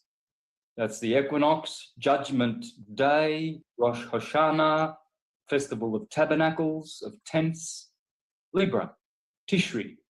Those scales represented the justice and the judgment of the sign of Libra on the 23rd of September. Because there the sun is judged at the equinox, standing between 12 hours of day, 12 hours of night. And it's in the middle of the ecliptic at 180 degrees. That's its position. And you weigh the truth in the scales. Also in the Egyptian motif, where the dead go into a mentet, the underworld, and you see the scales, and your heart is weighed against a feather, which are the same word, anagrams of each other, heart, feather. And so if your heart is heavier than the feather, well, there's only one saviour that can help you from hell. That's the Son of God, Horus, the son of Osiris, or Jesus, another word. Remember, Jesus is always the Son, Christ is the Father. Those scales of justice, they are there as the 7th sign of the zodiac, because it's the middle of every sine wave, signaling that position of Libra, the judgment of God, Judgment Day, and then the fall. The sun falls all the way down to Christmas, where it's crucified at Christmas. So when you study the ecliptic and you see all of these festivities on the ecliptic, and you see how the sun goes up to summer and down to winter, Cancer, Capricorn, and you see this, you begin to understand, well, energy might not just be 2 things, positive, negative. Yes, you could be simplistic, and we could say that all energy is a vibration, and it is, duality, the devil. Everyone's afraid of duality. It's so scary. In fact, Pythagoras spat on the ground at the number 2 when his disciples mentioned 2. Pah! The duality god, the demiurge, was seen as an abortion, as a blasphemy, this physical creation of redshift, blue shift. It was the pits of hell, because in higher realms it is more bliss. In the physical realm, there is only suffering, because it's duality. So this two-ness is how God, the one, the monad being an anagram for Adam, and atom, the unit, becomes the dyad God, the God of creation, redshift, blue shift. And this is the creator. What this world produces can only be seen from that perspective, with the physical eyes. That's why we have 2 eyes. So where are people going? They're waking up, and they're going to learn how nature works as a 12-ness, not a 2-ness. That's why the 2-ness was spat at by Pythagoras, not because it was evil, but because people are stuck there. There are 12 frequencies along that ecliptic. And the 12 signs teach you the 12 frequencies of every wave. And in church, they tell you that it's the devil. What happens is you have 12, and that's obvious. There are 12 musical notes. There are 12 full spectrum colors along the electromagnetic. The rainbow has 7 in them, but if you put the spectrum and spread it out more, there are 12. And 12 is in everything. The dodecahedron, which is the ether polyhedra. And so dodeca means 12. Carbon. The universe is made of carbon. Well, it's not just carbon, it's carbon 12. It's the isotope of carbon. It's 12.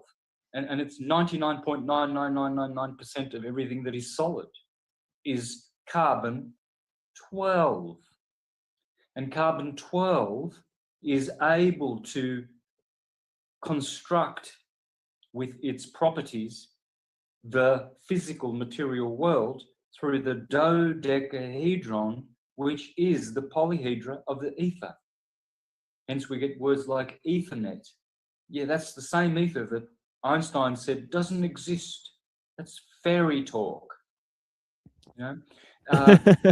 Whereas Tesla only acknowledged the ether. Yeah. Marconi, Luigi Gina, they all work with the ether, all the real geniuses, the ones who invented stuff. Einstein didn't invent anything.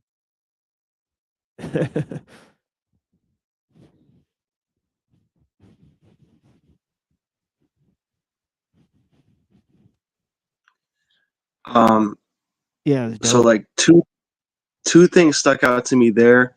One is this idea of 12ness. Right. And the other is that duality. Oh shit, I lost it. It was like, okay, because I feel like Hyperborean was saying he is a dualist, Oh yeah. and this kind of shows that But Plato was too, right? And Plato knew about those solids and all that stuff, right? Like that's why they're called yeah. platonic solids, right? So he affirmed like that the ether and all that stuff exists. So even if you're a dualist, you could still believe in the platonic solids and all that stuff. Right, but there was something in there where it said, "Oh, geez, I don't know. I felt like there was a contradiction in Hyperborean's position due to dualism, but I can't remember exactly what it was in there. I'll have to watch it Well, again. that's the whole thing that that's the whole thing that Avian seemed to be challenging him on, right? Because Avian has taken the position of that there's a non-dual awareness, just like Parmenides is describing, right? So he's saying if you really believe in Parmenides, you can't be a dualist, right? Yeah, I just wish I could remember the exact specific thing in there in the video, but I'll bring it up later at another point. But so I don't know exactly how to describe what I watched there, other than, I mean, there was a little bit of more information in there that I thought was in there, but Well, the what is he saying the demiurge? who is he saying the demiurge is? Who does he say that is? Is he saying it's Jesus? I think I could be wrong, but I thought I heard him saying, "Fuck, I don't know, man. I'd have to honestly watch it. Probably like." Well, Twilight seemed to be again. saying that. Twilight seemed to be saying the demiurge might be Sophia. I know he might not be saying that, but it almost seemed like, well, we live on the earth, we live inside, her dream or something. So like that's what I was trying to figure out. That's why I was like so pissed off. I was like really trying to understand like what exactly are you trying to get at? Actually, you know what? What is The demiurge is a bad guy, Neuro. So I don't think he thinks that because Sophia is the one that because Sophia. No. Yeah. Well, no, but he was saying that the demiurge wasn't necessarily bad. See, he was kind of taking a dualist position too. Like maybe the demiurge is kind of like a prime Well, that's mover what or something, right? So yeah, that's what Dom says too. He says the demiurge is not really that bad, but then Hyperborean, yeah, he thinks the demiurge is bad, right? So yeah, yeah, so well, see Plato, right? Plato himself, he came up with the concept of the demiurge, and for Plato, it was a good guy. You have to remember that, right? right. But Well, the and Gnostics that, are yeah. yeah, and I mean, again, like I'm not like a Platonist, but like if I were to have to choose something, I think Plato's general, like I mean, personally, like I take the ether at face value. Like I think that like Okay, that's so better than what most people so accept. I think the it ether looks explains a like lot more than other shit. it sounds like the demiurge creates or is a part of these forms, and these are constrictions, but there's a 12ness.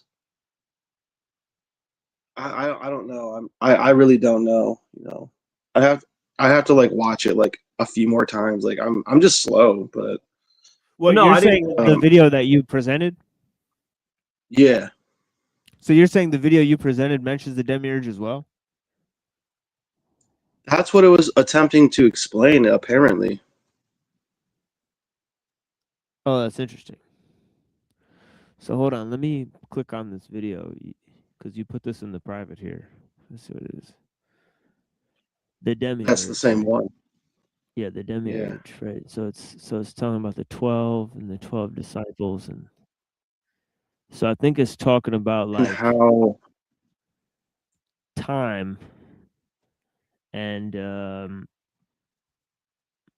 it would include time. Yeah, he you didn't know, talk about that, but the time included would be in the the because that wave that's like that happens every single like that sun pattern literally happens every single year. So yeah, it has to do with time. Yeah, I don't know, man. There's something else in there though that I really thought went against what Hyperborean was saying. Plus, I kind of well, mentioned something about well, I'm pretty sure like Santos thinks nature is good, right? oh yeah, Yeah, nature's on the good side. So yeah, so he's gonna be sort of on the other side anyways. He's closer to what Twilight and Dom are saying for sure. That the demiurge is sort of like more good than evil for sure. So yeah, you know, well, I mean, I kind of like I definitely understand what he's saying about like Jesus is the Son, Christ is God. You know, what did he say about like comparing Egyptian mythology and all that? Like nobody ever told me that as a kid, but when I studied, I studied a lot of Egyptian stuff really young.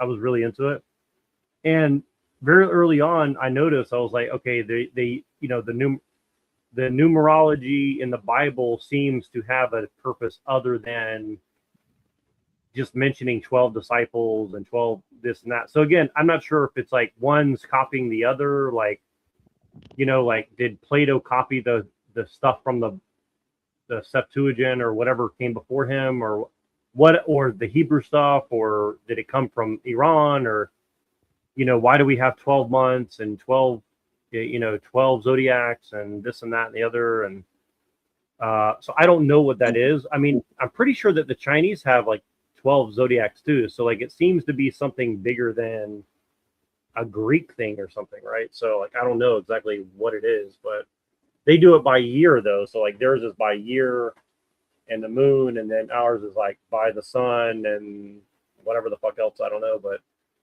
the precession of the equinox or whatever. So I don't know. I mean, it's just kind of interesting that there seems to be a lot of somewhat overlap between all of it. Like, I'm not a syncretist per se, but like I well definitely the think stars that are. there are similarities for sure. Yeah.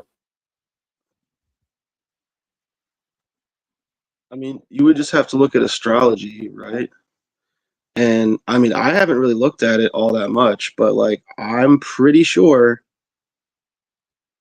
that you can count on it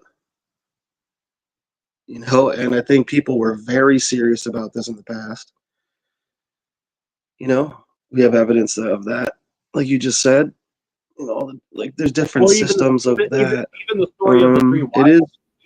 even the story of the three wise men in the Bible is like within the theology of Christianity. We say that that's like Yep. talking about basically the Magi or some shit like that, and they're like their following of the stars led them to Christianity. So therefore, it kind of proves that Christianity is kind of like a culmination of all these other religions as well. So, I mean, I think they say like one was representing like Iran or like what do you call them, like the Zoroastrians or whatever, and then there's like one coming from Egypt and one coming from Babylon or something. I don't know, but something like that. I can't remember the details right now. But so even within Christianity, I they heard. explain I heard. it as something like that. So I heard this one interpretation where the three wise men brought frankincense, gold, and the last one showed up late, and he smelled like a skunk, and they were like, "What'd you bring?" He's like, "Marijuana." well, you know what those Just like the things are silent. for though. Like frankincense, like one's for like life, one's for death, and one's for like something else. I don't remember. You know what I mean? Like it's like I think like So myrrh. Like one's used for funerals, one's used for births, one's used for deaths, or I don't know, some shit like that. I can't remember off the top of my head. But there's something about that. Let me look it up. Go ahead. like you know, the sun is deaf. I don't know. Yeah, I don't, because when I watched that video for the first time, I was thinking like, I don't listen, like I'm not really getting a good idea. I don't think, you know, I don't think I'm like, I don't know. I felt like maybe the video wasn't that good. I was like, yeah, maybe it wasn't like, because I've seen a bunch of his videos that he will go into insane detail sometimes, and like that's not one I felt that he did, and I don't know how to explain it. Well, I just couldn't hear it. The audio wasn't But clear for me. other than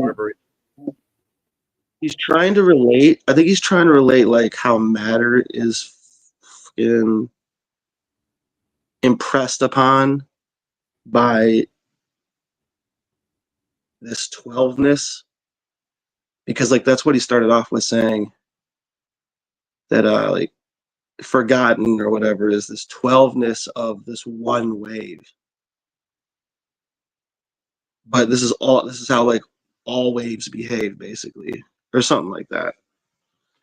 So I don't know exactly, but yeah. Thanks for playing it. Well, there's Christians who talk about this too. Like this, like the Mike Heiser guy talks about, who's dead now, Yeah, unfortunately, but he British talks about like how the Israelism. 12 Doesn't represents British something, Israelism? the 72 represents something, like all of it. And like I'm not saying I like take it fully all the way there, but there is something pretty weird going on for sure. And with the duality thing, like he's saying literally science. He's saying, oh, sorry. He's saying though, like literally scientifically, this is how waves work in everyday real life. But it has an effect on matter. That's really what I'm getting from this. But he's not saying the sun is the demiurge. So I'm not sure. Like I get lost. Maybe I don't know. Yeah, this is where. so I'll read this too. this So just because Zephyr's trying to help me down there, but I'll read this. So gold symbolizes his kingship as the King of Kings. Frankincense represents his divinity and priesthood as God, and myrrh signifies his humanity and his future suffering and death. So these kind of like are foreshadowing the Holy Trinity as well. So, yeah. So, and so, Machine, can you help me understand exactly what you mean by duality? I know that I've done this many times, but the duality question, like what's up with that again? Because like you believe in like a oneness. Duality is like you kind of need both light and dark. Can I say something?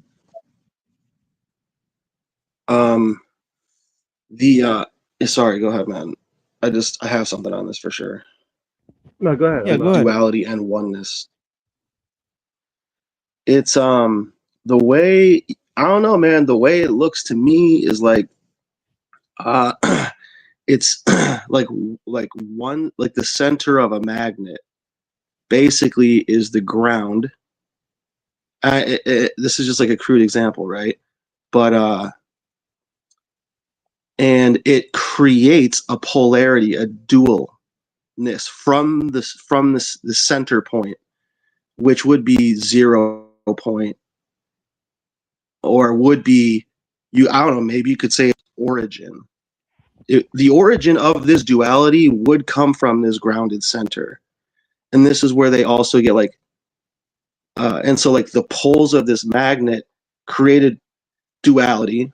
You could say this is good, you could say this is bad, hot, cold, and then like observable phenomenon. I don't so then like no observe, and then like, but this also creates a field. This isn't just like a magnet with a north and a south. This center point actually creates a field, and this field is observable. I can like show you a video where you can actually see the fields that these magnets create.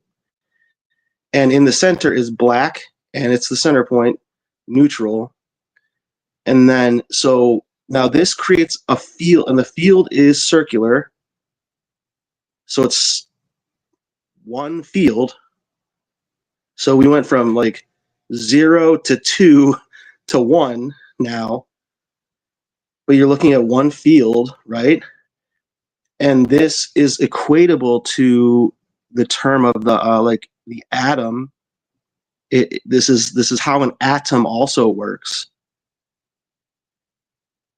and that's just one example. That's kind of what I'm thinking. When you're seeing duality, you're seeing what's what is in what information, like you're seeing material things that are not the source, that are created by a polarity,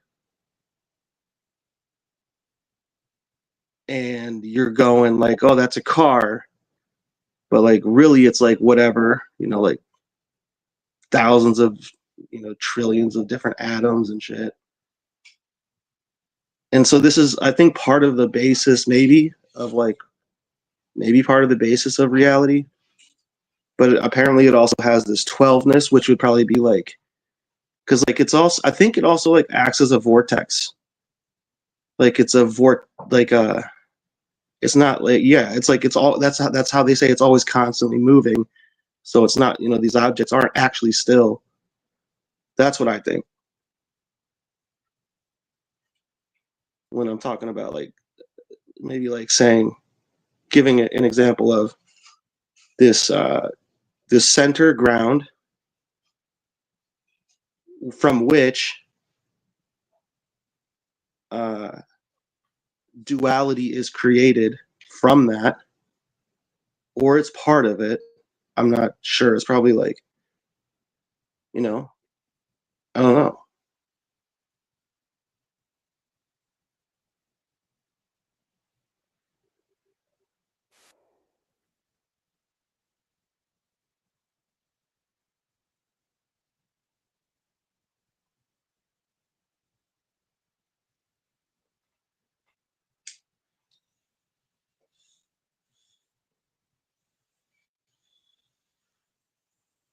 Machine, what's your take on duality? Would you agree or? Well, yeah. I mean, that's an interesting explanation. I think, in terms of physical, like matter, right? But in terms of classical philosophy, right, the whole dualism thing is about mind and body, right? So like, which one is, so like, are mind and body separate, right? That's mostly what it would come to. You know what I'm saying, right? So when somebody says you're a dualist in philosophy, it means like,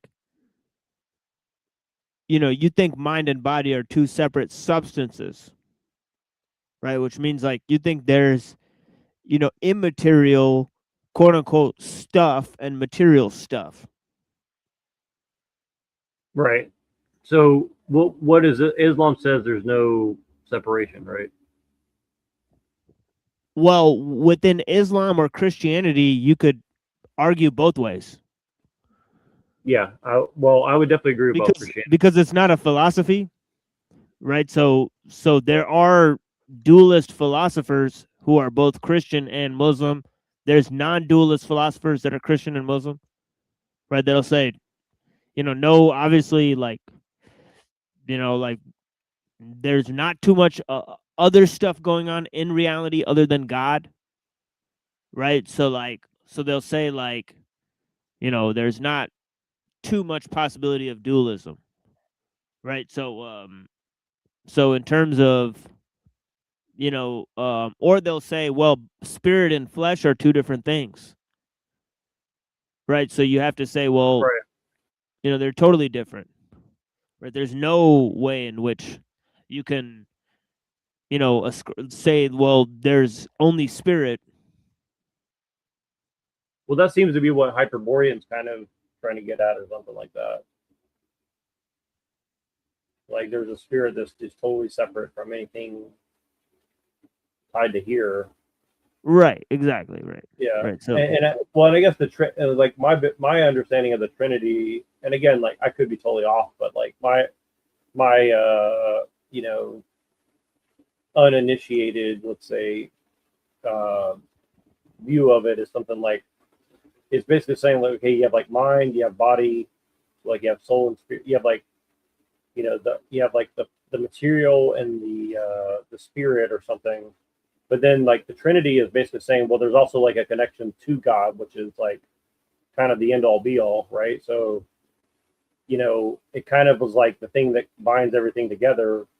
So so I put it like this: like when you're here, you're forming like a personality, and I think Egyptian talks about, and allegedly the Egyptian religion talks about this too, where it's like you have like a ka, whatever or whatever, right? So like you have like a spirit, then you have like that's kind of like without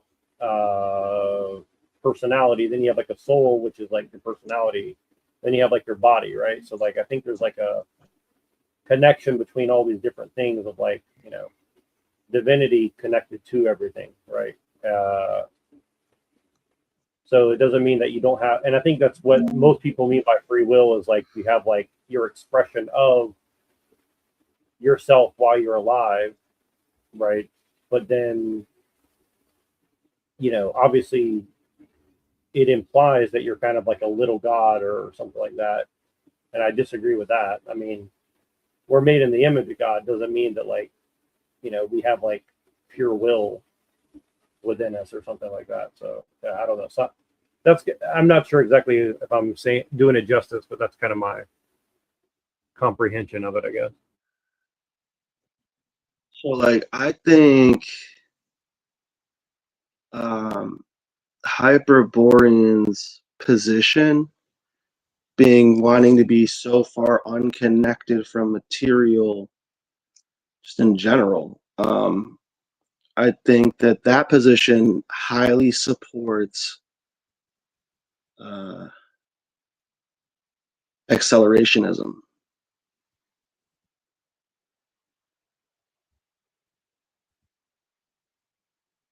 Well, you could argue you could argue that it definitely lays a moral structure to where there wouldn't be any problem with it. I'll put it that way for sure. Yeah. I don't know if that makes sense, but hopefully that makes some sense.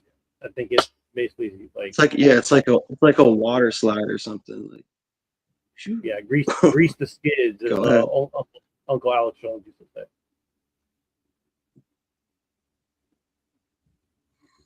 They're greasing the skids. So let me see if I can find this thing. Hold on. I'm gonna write a reply to this article, but I feel like kind of nervous too. Let me read you guys some of this article, and then we'll go back to this. I just want to get to it before I forget, because Machine might find this very interesting, I think.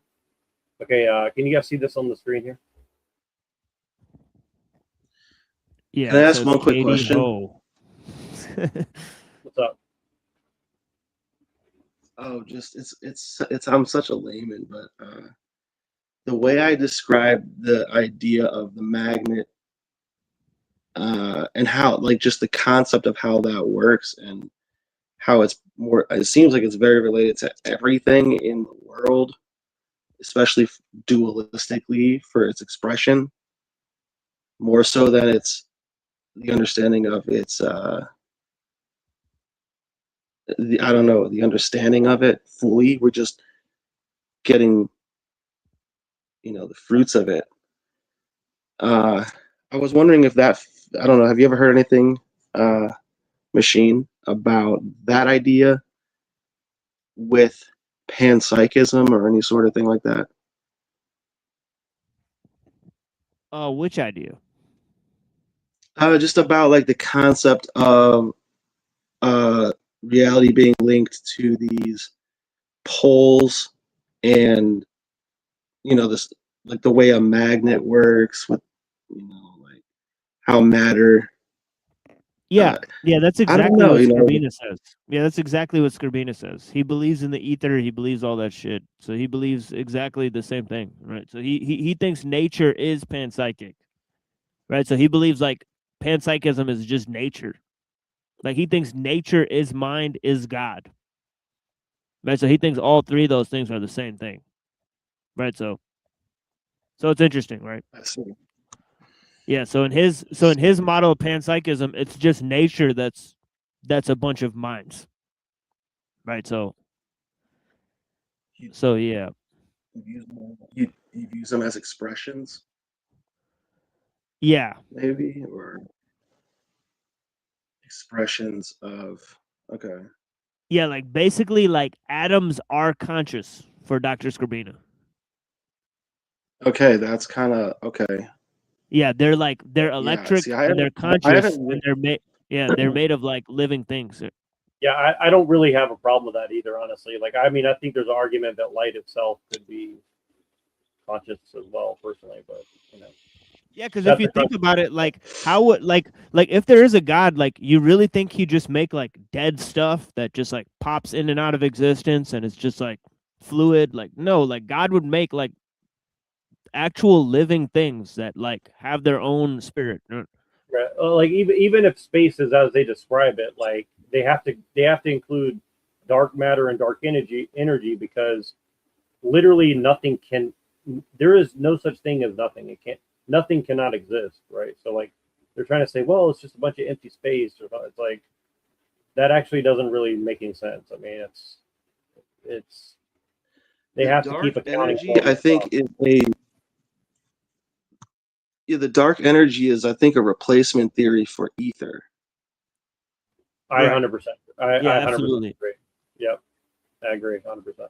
That's why I said like I think Plato's thing about ether makes way more sense than like all this like weird like ethereal, nothingness and Big Bang and whatever. I mean, it's like they're literally just doing backflips to like go back and say, well, actually, Plato was right about this, and everything we've done is based on Plato, but let's just avoid that and like jujitsu it up so we don't have to like admit it or something. It's like I just don't. I mean, I think I know why they're doing that. It's so normal people don't figure out what's going on, but I don't think it's genuine. Like I don't think a lot of the physics stuff is like genuine at all. I think it's just basically like a psyop. And like again, this is why I think like the most interesting part of the Epstein thing is that he was probably like a psyop agent for science or something like that, right? But they're trying to make it like, oh, it was this or it was that or it was this or that. It's like the fact that they were hanging out with all these like astrophysicists and stuff like that, like Neil the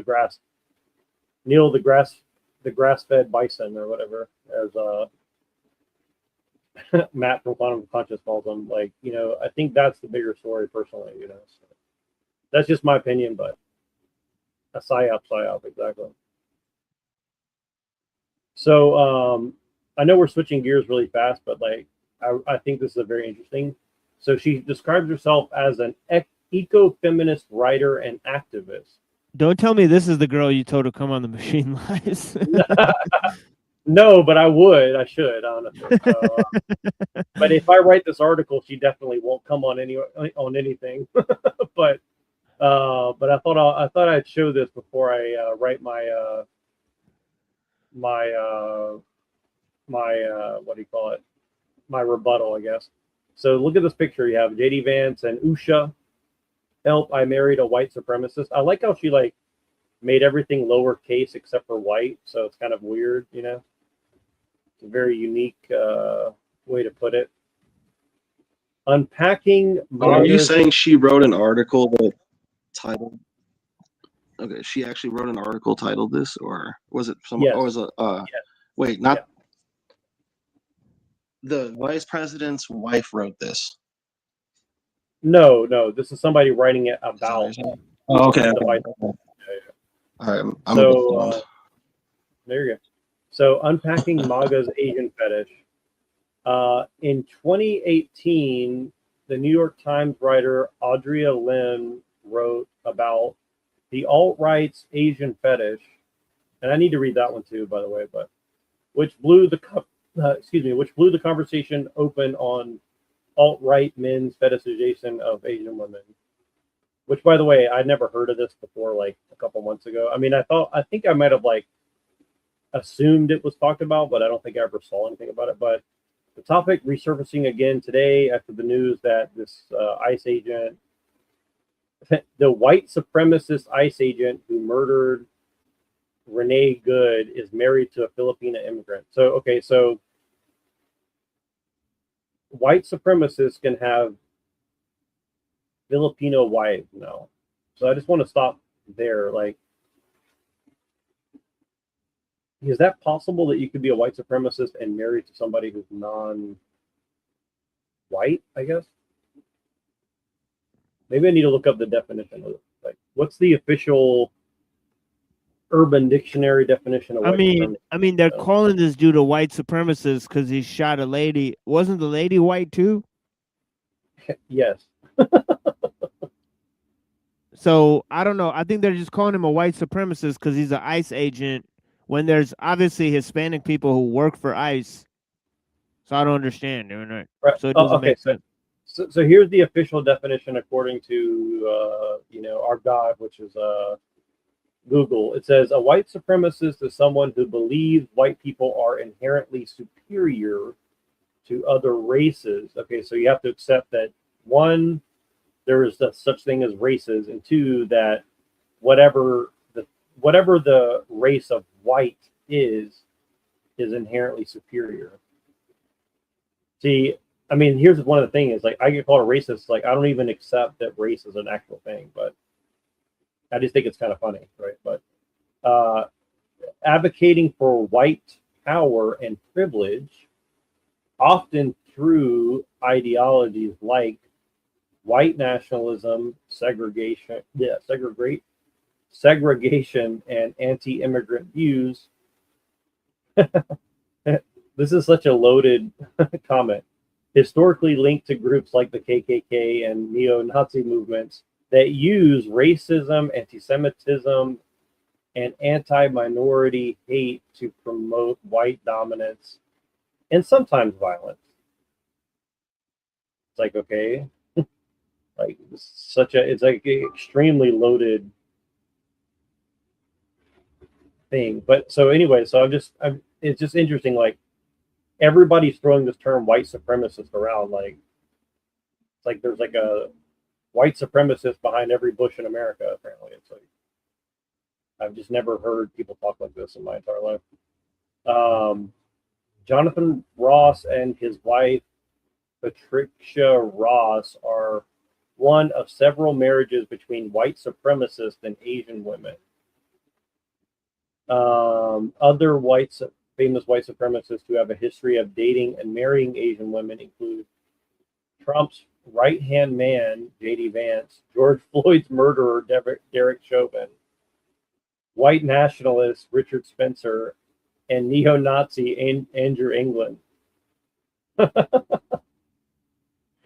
It's just very interesting to me. It's like they're extreme. They're such extremists that they're breaking their own beliefs by marrying somebody who's non-white. It's like I'm trying to understand the logic here. At the same time, Asian people are being detained, deported, and killed by ICE. In 2025, 5 Asian nationals, and I'm not going to try to read those names, by the way, died while in ICE detention. It's perplexing to wrap one's head around why a capital white supremacist would want to date and marry a woman of color with a U. The very type of person he seeks to oppress. And then it has a picture of them. So this is the face of the white supremacy, guys. I don't know if you knew this or not. And and you guys please interject if you have any comments, because like I'm not trying to like filibuster them. Like I'm genuinely looking for like feedback on this. I'm just gonna play a little bit of this. Oh hell no. Oh, they took down this link. So they took down this video. Interesting. Oh, okay, I gotta zoom back in now. Let's see. All right, so these women are separate people from their husbands and are not responsible for their husband's actions. Okay, so like, however, the prevalence of these relationships still raises the question of Asian women's role in white supremacy. Who do these relationships truly benefit, and what structures of oppression do they uphold? So this is very interesting. It says it's like we absolve them of responsibility because they're women, but what is the role of women in white supremacy? Okay. Like I'm just trying to break down the logic of this without judging it. Machine, do you have any comments yet? Because I think it's going to get worse from here. But I'm genuinely trying to understand like what exactly are they trying to say here? I don't know. I don't really see like historically all that much that like Asians were sort of like oppressed by whites, but I don't know. Yeah, well, that's what I'm trying to figure out. It's like, then it says, to be clear, this is not a permission slip to shame Asian women and white men who are in happy, healthy, loving, and truly equitable partnerships. Another buzzword, like what does equitable mean? What does that mean, equitable? Actually, I'm going to Google that because I don't know what exactly is that supposed to mean. That sounds like this sounds like a legal term or something like this. A lot of the terms they're using are like legal terms. Equitable definition. Okay, let's see. Fair and just, especially in a way that takes account of and seeks to address existing inequalities. Okay.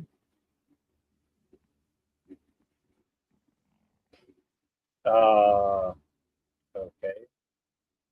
All right. What does inequality mean? Inequality says the unfair situation in society when some people have more opportunities, money, etc., than other people. Okay, well, that's a lot packed into one word. Okay, so her definition of a good relationship is someone who's happy, healthy, loving, and truly equitable. I don't know if that's like an end-all be-all definition of like a good relationship. I don't know.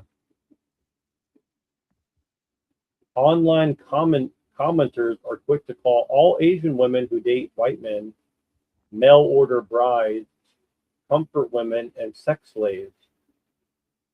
While unfortunately these labels may hold a grain of truth in some relationships, it's unfair and untrue to stereotype all Asian women as subservient gold diggers who are obsessed with white men. Similarly, not every white man in a relationship with an Asian woman is a white supremacist with an Asian fetish. This term fetish keeps coming out. Let me look at the definition of fetish.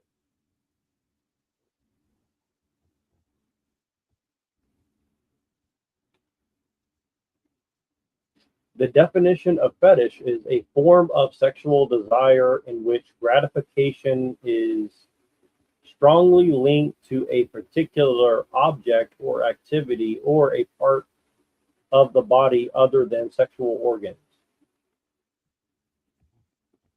Or to an inanimate object worshipped for its supposed magical powers or because it is considered to be inhabited by a spirit. Okay.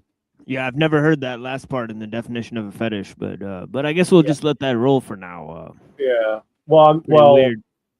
Yeah, me too. Well, that's why I'm just trying to say, like, okay, so they're automatically saying, well, like, if you have an Asian fetish, that means that you don't love something or someone or something.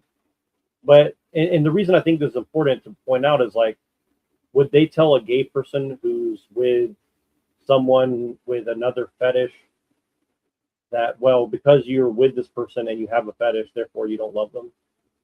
See what I mean? Like, this is kind of where, like this is almost like extreme wokeness, where they're like, okay, we're gonna like use it. We're just gonna throw out a term like fetish that we glorify on one end, but not on the other end, right? So that's kind of why I'm pointing that out. I think it's a very weird, like, it's it's kind of like weakening the argument, because now you're just throwing in other terms that you're not really defining like why it's a problem, right? Okay, this is about a very specific subset of relationships where white supremacy is involved. So, okay, so you can have an Asian fetish but not be a white supremacist, maybe. But definitely, if you're a white supremacist and you have an Asian fetish, that's definitely a problem. Okay, so the red pill. Progressive Western women want nothing to do with red-pilled men. 76% of American women say it is a huge red flag if a man identifies as a MAGA Republican. Okay, so this is about shaming men who identify with MAGA Republican. Other red flags for American women: if a man refuses to watch the Barbie movie, only believes that there are two genders, and listens to Joe Rogan. I mean, I agree with the last one for sure, but instead of working on their self-awareness and emotional intelligence, these dude bros pack their bags on a one-way flight to Asia in search of their dream trad wife. Red pill men target women from other countries, often less poor and less poorer. Oh my God, bitch can't even write. Often less poorer and less progressive countries, because they believe these women will share their conservative values. They seek subservient wives and girlfriends who embrace traditional gender roles and therefore affirm white men's dominance in the white patriarchal hierarchy.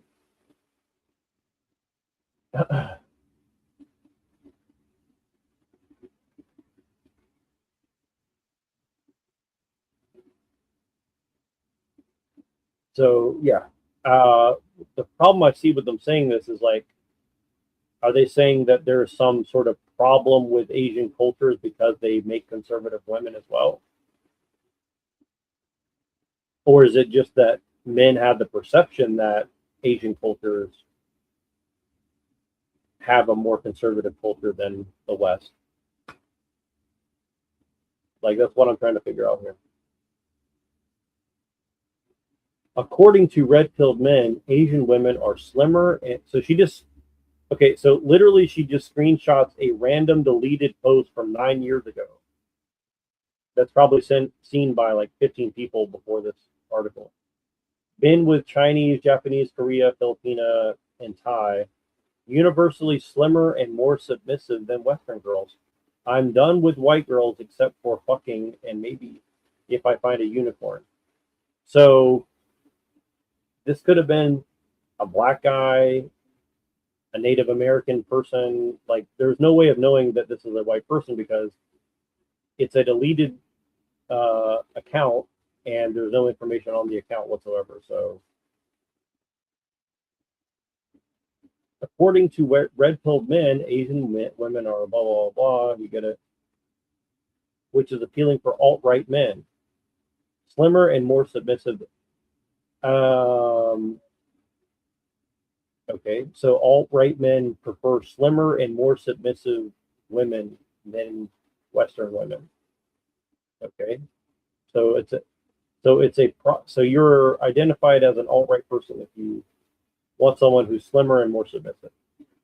Okay, they seek women who match their criteria for the perfect trad wife, which you would think would be white, number one, but apparently that's not the number one criteria. In both demeanor, quiet, subservient, hypersexual, and body type, young, skinny, petite. Asian women are already stereotyped to fit this exact mold, making us the perfect target. So, again, if you're saying that it makes us targets, are you saying that women have no responsibility?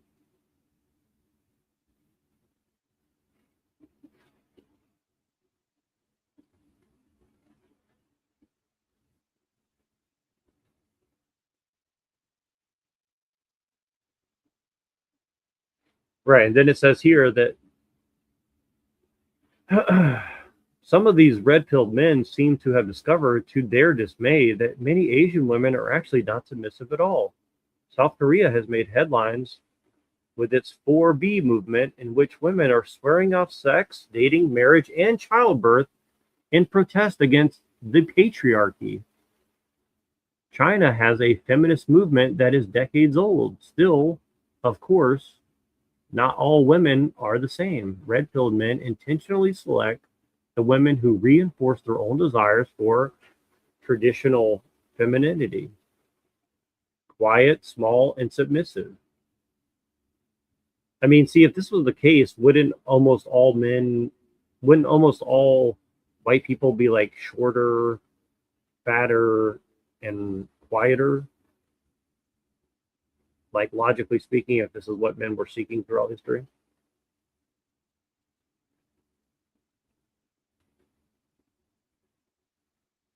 I don't know.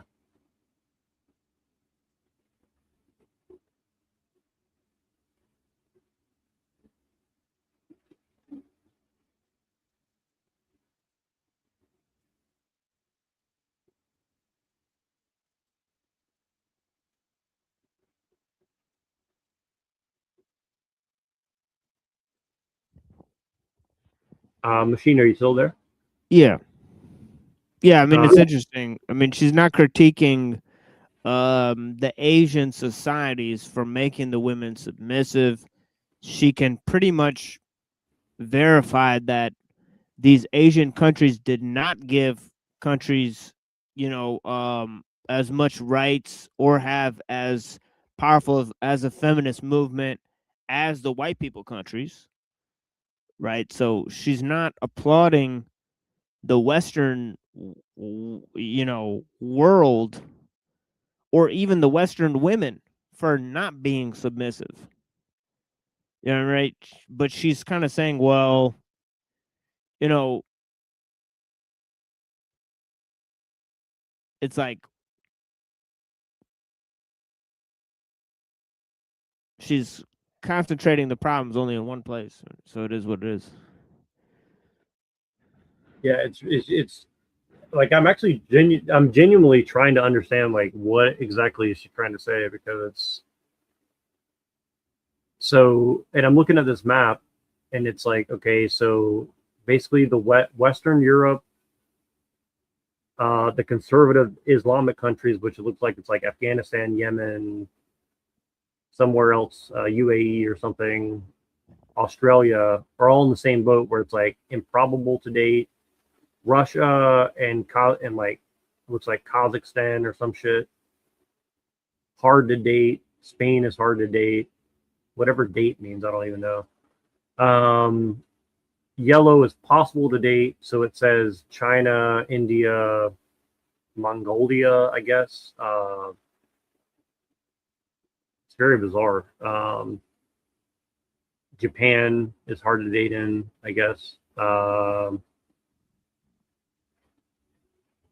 to see here. Yellow. South Africa is hard to date, or possible to date, it says. Brazil, Argentina, Chile, and then I guess whatever. So it's basically saying like, and then it's like easy to date is like French Polynesia or Indonesia, I guess, or Philippines or something. And then she's like, well, this correlates with, oops, I went out of the article by accident. But she says this correlates with economic power or lack thereof. Poor Asian countries like Thailand and Vietnam and the Philippines are rated as easy, while wealthier Asian countries like China, South Korea, and Japan are more difficult, but not impossible to date. Well, again, it's like, so are men not supposed to try to find places that's like easy to find a woman that wants to get married? Or so like this is what I'm confused. Is like, is it the problem of like it seems like they're just mad that men are trying to even find traditional wives. Okay, let me go back here. If you haven't heard of Passport Bros, it's an entire movement of men who travel to other countries to sleep with foreign women and find traditional wives. Okay, but like, is it worse if they stay in America and just sleep around and never find a wife, or better? All right, see, this is what I'm trying to figure out. Okay, Passport Bros typically target women of color who live in poorer countries where women's rights are less advanced. Well, again, this is like propositioning that women's rights are always a good, and the currency exchange is in their favor. Okay, so it's like, okay, so you're saying that women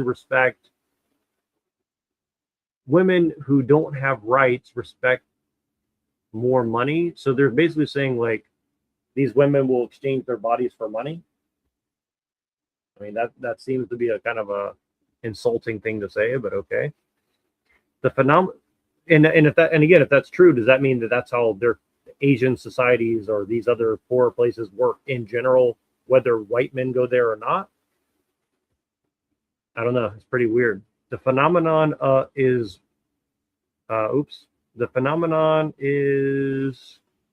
so widespread that it has its own Reddit community, garnering 108,000 weekly visitors.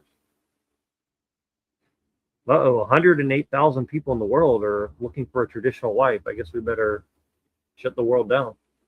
Inside, you'll find men sharing advice on travel visas, how to get girls in different countries, and which countries have better women. This lifestyle pairs perfectly with white supremacy and misogyny, treating women of color as sexual objects for men to dominate and conquer.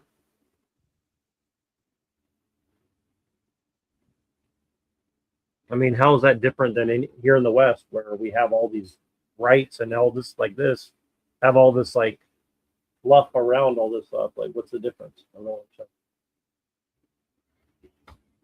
After doing some digging on the blah blah blah, the Passport Bro world map,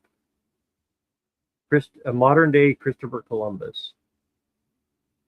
Okay, and then gender equality by country.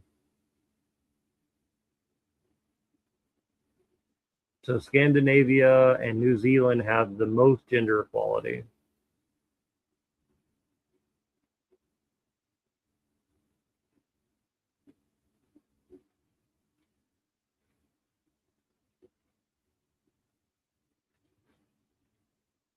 What does gender equality mean?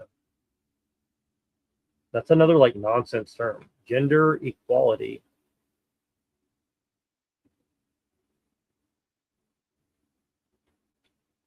I've never heard this like term before. Gender equality. What does that mean?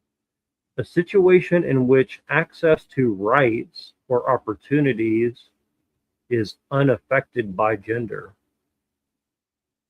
I mean, this is like a total nonsense term though. It's like, okay, first of all, what is access?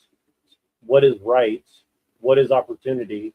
And what is unaffected mean, right? Like, right. If you go to a hospital as a pregnant woman, are you going to be treated as a non-pregnant man. Yeah, I mean, it's like literally doesn't make any sense. It's like you could literally make this sentence mean anything. A situation in which access to rights or opportunities is affected by gender. I mean, that literally is saying nothing, in my opinion. Like, and what's funny is like if you go and talk to these left wing people, they force you to say what's your pronouns.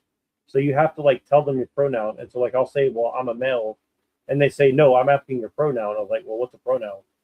And they say that's second grade education. I was like, I've never been asked like what my pronoun is. They're like, what? Why do I have to give you a pronoun? And they're like, he, him, ze, her, them, she, they. I'm like I was like, I'm a male, so that means I have male genitalia, right? And they're like, no, you don't get it. You're ignorant. So here's what it says. It says, so I look up the definition of pronoun. Pronouns are words, e.g., I, she, they, this, which, that replaces nouns or noun phrases to avoid repetition. Okay.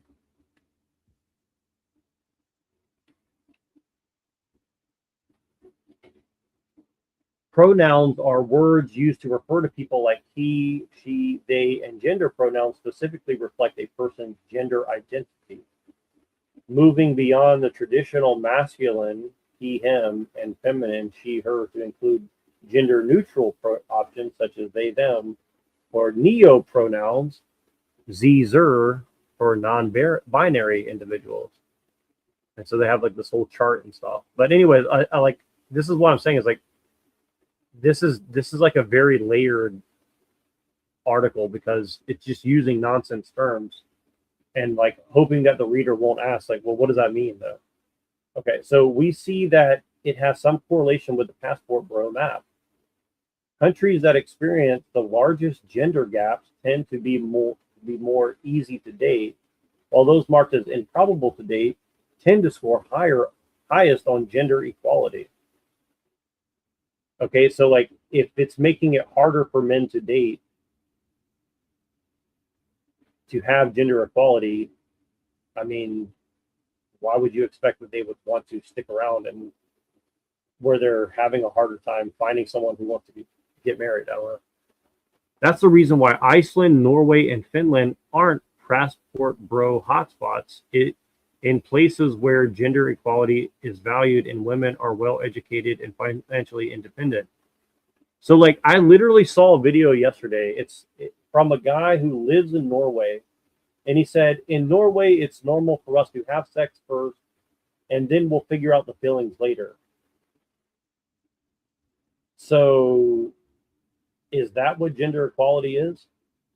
And if that's the case, why wouldn't men be going to Norway as a passport bro? Do you see what I'm saying? Like it doesn't make any sense, right?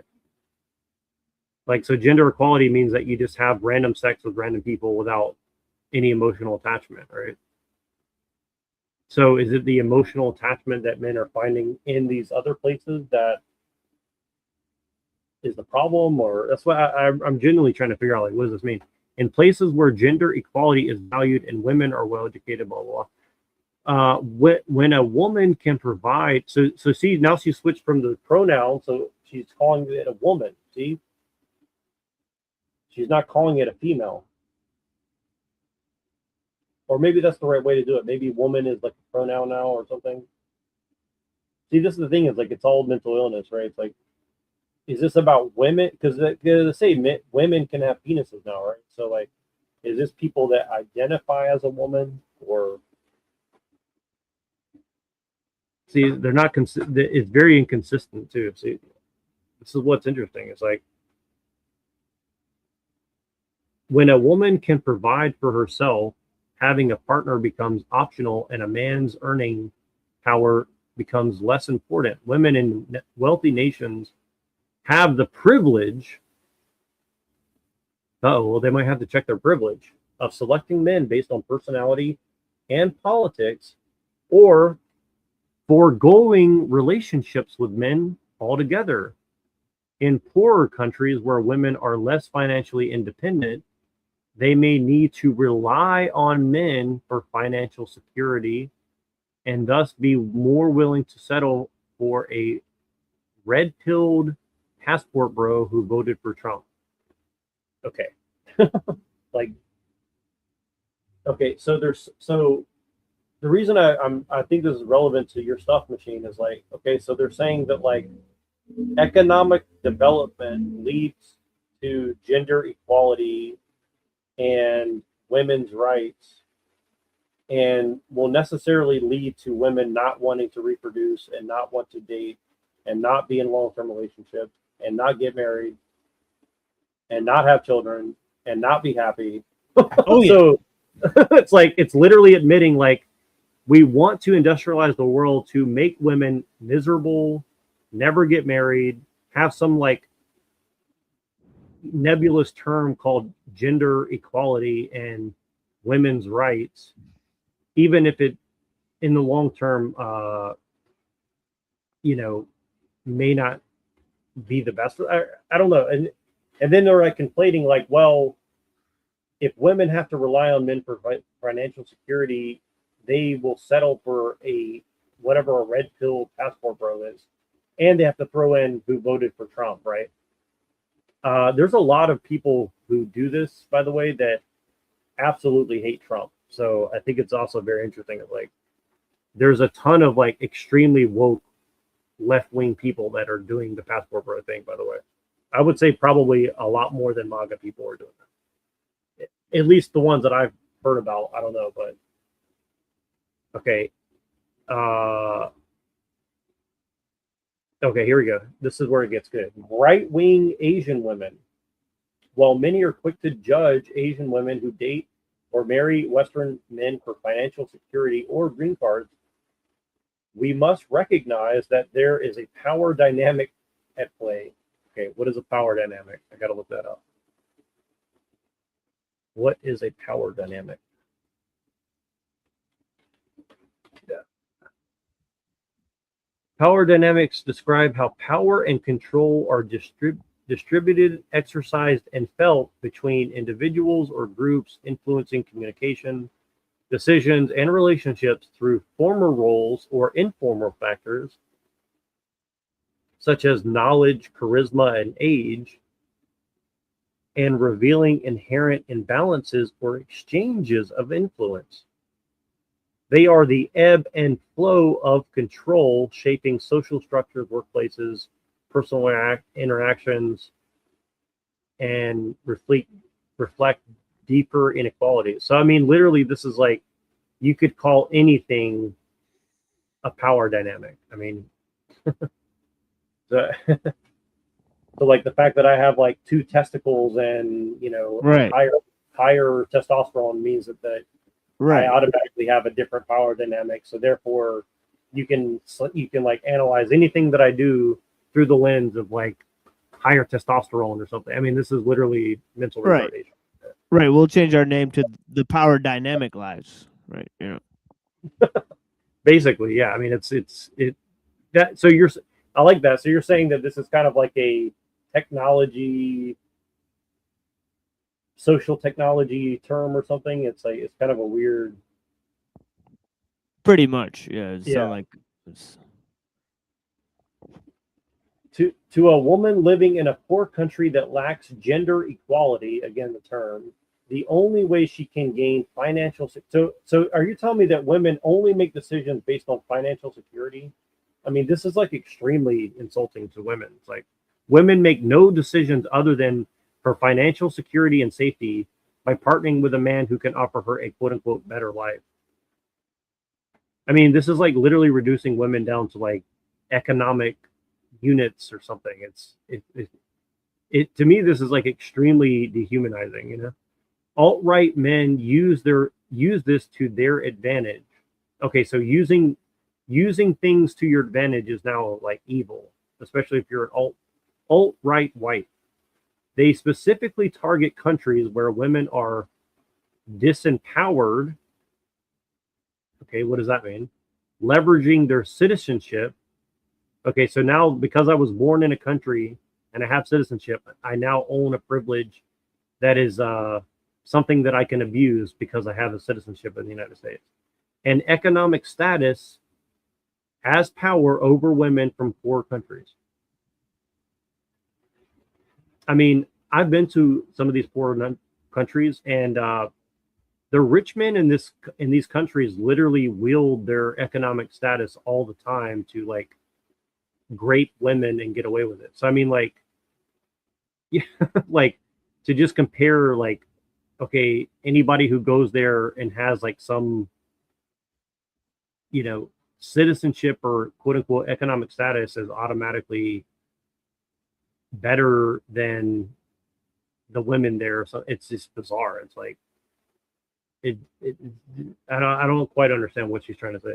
It doesn't help that conformity is taught from a young age in many Asian collectivist cultures. Oh, I thought they were for collectivism. I thought left-wing people are for collectivists. Many Asian women are trained. Oh, okay. So Asian women are trained, but white men aren't trained by their culture, right? So white men from Western countries have agency. Women from Asia don't have agency. Oh, see, they were trained. So many Asian women are trained to keep the peace, prioritize our safety and security. Okay, so she's admitting that white men provide peace, safety, and security and systems for them to comply to. See, this is weird. It's like she's kind of admitting in a way that like white men are providing peace, safety, and security. Okay. While this is great for maintaining harmony in collectivist societies, it isn't as helpful when it comes to fighting the patriarchy. What is the patriarchy? What is this term? What is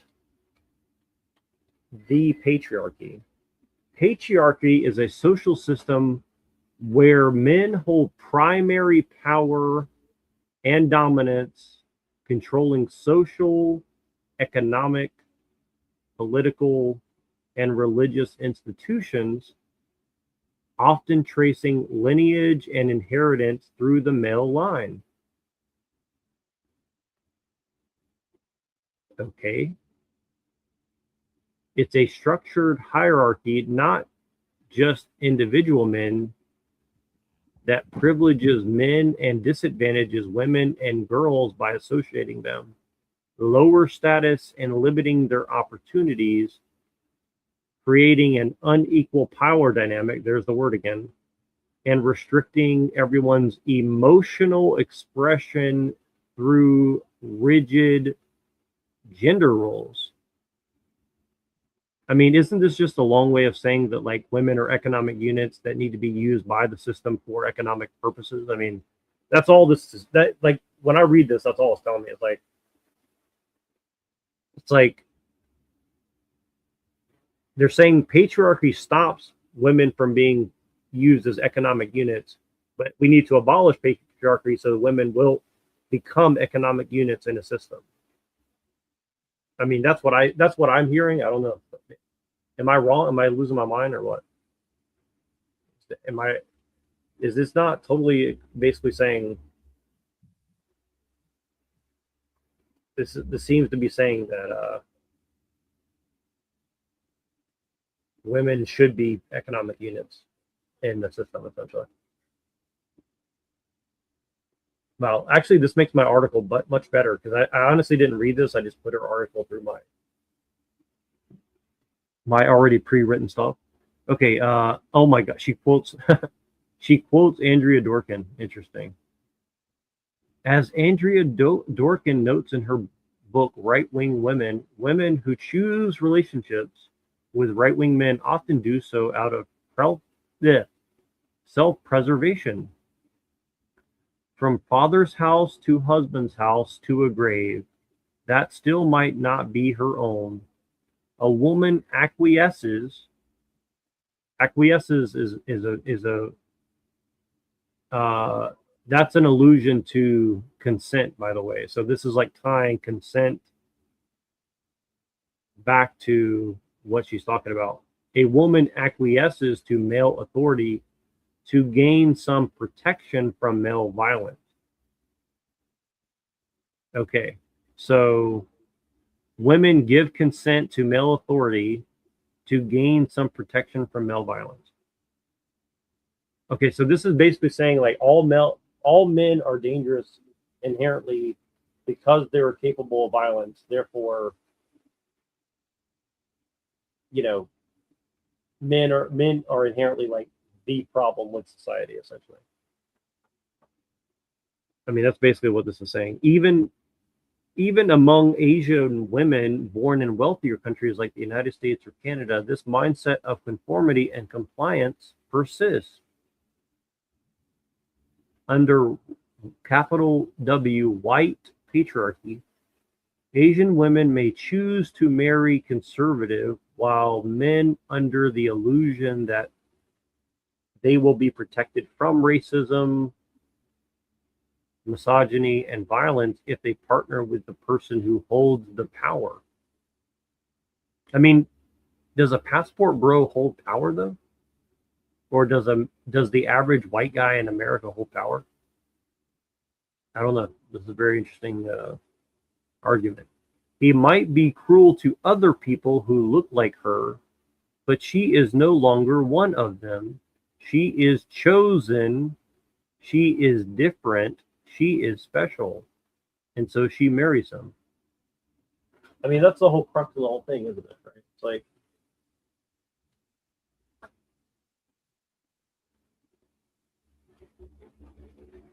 she is chosen, she is different, she is special. So she's Jewish. Is that what they're saying here? So the white patriarchy sure sounds a lot like the Jewish religion or something like that. Might have found a connection here. So is this against Judeo-Christian values, cultural Christianity? I think this is actually what they're saying. They're like actually saying like cultural Christianity is the problem, is the enemy here. Not all relationships between Asian women and white men are rooted in white supremacy, of course. For example, Patsy Mink was the first Asian American woman to be elected to U.S. Congress, co-authored Title IX to give women equal opportunities, and fought for civil rights and organized labor. I've never heard of this person. Sounds like the new Rosa Parks.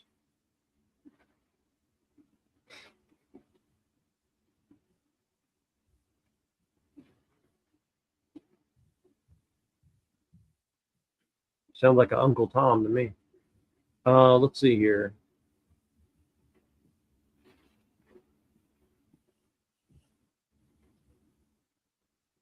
Grew up in Hawaii. She was Japanese, third generation Japanese. Of course, she went to the University of Chicago Law School. Let's see here. House of Representatives. Family background.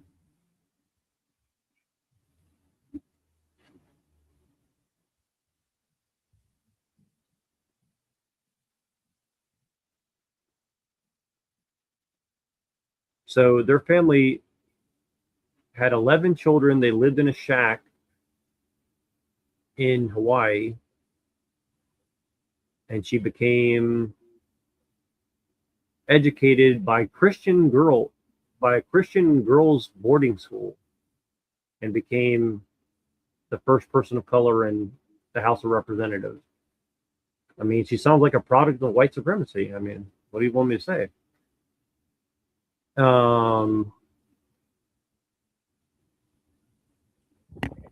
Right. How many white people are in the Congress of the country where she's from? Right. Yeah. I mean, it's like okay, so she's a product of white supremacy, but she's totally not a part of the white supremacy. It's like, it's bizarre. It's like, okay. I mean, they'll never say that, like, well, the woman who, you know, has to fight and survive as a single mom in Detroit, Michigan, or in you know, Nebraska, or, you know, Iowa, or, and nobody's ever heard her name, like, and she happens to be Asian or something. They'll never say that, like, well, this is an example of somebody who's, you know, not with the patriarchy. It's like, no, this person who was like literally brought up in like Catholic boarding school or something and became a law student or something. Racial segregation, blah blah blah blah. I'm just trying to see, like, what's the deal here. She earned like a bachelor's degree in zoology and chemistry, and she got a law school degree. So she basically spent like 20 of her adult life years. Oh my god, dude, this. Oh, okay, I see. She got her Juris Doctor degree, and then her husband got a master's degree in geology or something. Okay, it's like these guys are like literally products of the white supremacist education system. I mean, you just can't get more fucking brainwashed than these people. Criminal and family law, Young Democrats. I mean, this is like bizarre, dude. Let's see who's coming in. Somebody's in the back here. Uh-oh. What's up, baby? And then let's continue on here. I got about 30 minutes. I got about 20 more minutes. I got to run. All right. So I'll be brief. Yeah, no worries. Yeah, I know this is kind of boring and stuff, but I'm just trying to, like, I think it's all right, dude. It's your show. But I think this is really interesting. It's like I'm just trying to get through this. Like, okay, what are they selling here? Because this is a bigger thing. All right, where's this girl's personal life or whatever? Wait, they don't even say. Okay, let's see who her husband was. I want to see who was this Uncle Tom's husband over here.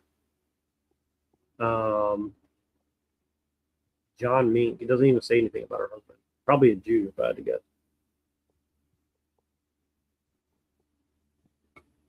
Patsy. I mean, the most obvious thing that she's not mentioning is that if you have, you know, babies with an Asian, your babies are going to look pretty white. Right. So, you know, like they have the same skin color as you. So I don't know. Right. Well, it's just weird. Yeah. And then it says, okay, so she also married a white man. Even Derek Chauvin's Lao American ex-wife, Kelly Chauvin, quickly filed for divorce 2 days after her then husband murdered George Floyd in 2020, refusing to comply with her then husband's actions and expressing her sympathies for Floyd's family. It's like, okay, well, I guess that also means that when Asian women get married to white guys and say in sickness and in health, you know, it's good to break those vows because, well, those vows don't mean anything. They're just a tool to get something in an economic and social dynamic power play, I guess. Oh, and that's a good thing. Okay. As we work towards a future where Asian women are no longer viewed as a monolith, we must grant Asian women in relationships with white men the same grace. The solution is not to shame Asian women or cast judgment on healthy couples, quote unquote. It's to empower Asian women so none of us ever feel like, okay, so this entire thing is about how you feel. Okay, let me read this again. It's to empower Asian women so none of us ever feel like we have to submit to the very men who actively, quote unquote, dehumanize us and shoot white women in the head. Let's put that at the end. which would actually be a part of dismantling white supremacy, if you think about it. I mean, if we're shooting white women in the head, the math seems to work out that would actually be ending white supremacy, because men can't have babies unless this guy is actually like a female to male trans, and then maybe, you know, I don't know. I don't know. I mean, it's just like crazy, insane rhetoric, in my opinion. I mean, I respect the hustle though. I think my Yeah. article is going to be a banger for sure. Cause Yeah, I mean the 5 dudes that are dating Asian women and shooting white women in the head. Stop it, stop it, stop that. Shame on you, shame on you, dude. Like, what's your problem, dude? Like, you can't just Jeez. chill. just get run over by a car and get your head popped like a balloon. Bend it over and take it from the femdom society. Okay, Like, next time you want to date an Asian woman, just chill, bro. that's right. Put your dick back in your pants or just cut it off. It's probably the best solution.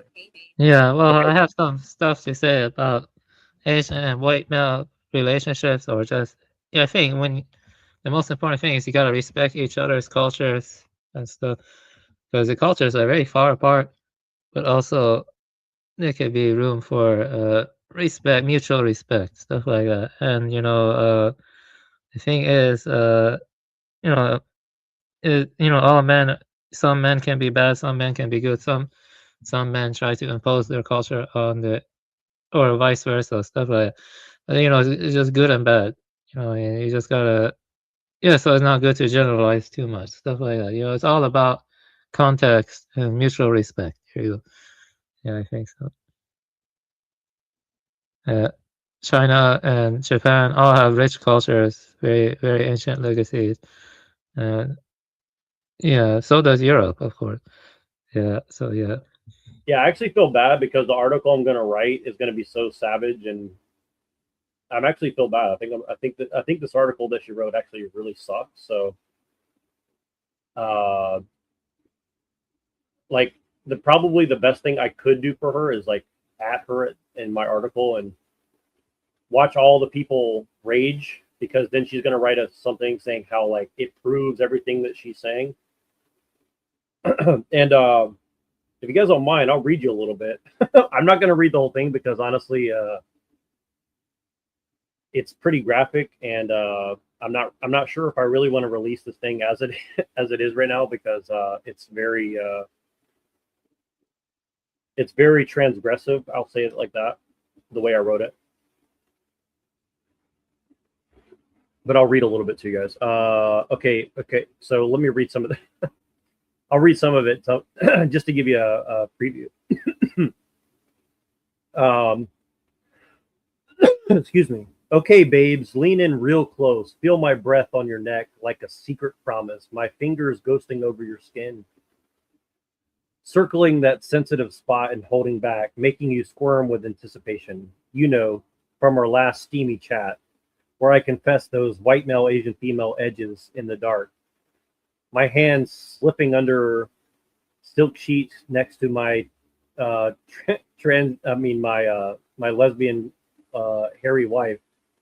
Imagining a white man's strong grip pulling me close.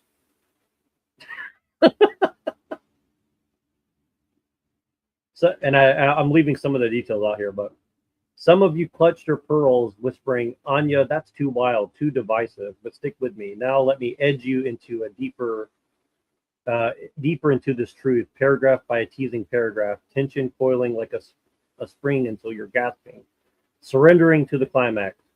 Katie Ho's I married a white supremacist isn't ecofeminism. It's a slimy cog in a patriarchal, Trotskyist, transhumanist, Malthusian, capitalist plot, sacrificing white male, Asian female couple, and every normal human relationship on its cold altar.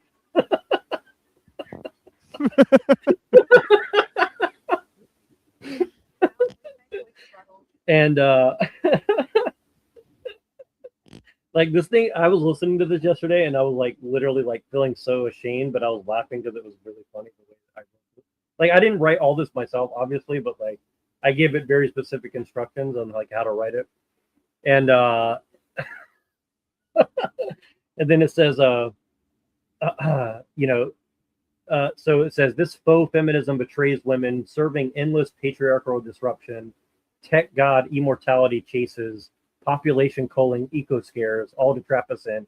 Capitalism's web. Fill that build, babes. Let's start slow, easing in like fingertips, tracing your thighs, promising the depths will dive. Poe's article opens with a hook. Help, I married a white supremacist. framing it as an eco-feminist wake-up call to Asian women and white male Asian female relationships, especially those tingled with alt-right or MAGA men. She claims these unions uphold white patriarchy rooted in Asian fetishes and economic exploitation. But babes, this is the plot's opening tease, a divide and conquer lure. Gabriel Rockhill in Counter History of the Present exposes how the U.S. imperialism funds identity politics to fracture class solidarity, diverting rage from economic chains to cultural scraps. Poe's piece slots right in. By zeroing in on white male, Asian female as vectors of supremacy, it pits races and genders, masking capitalism's grind.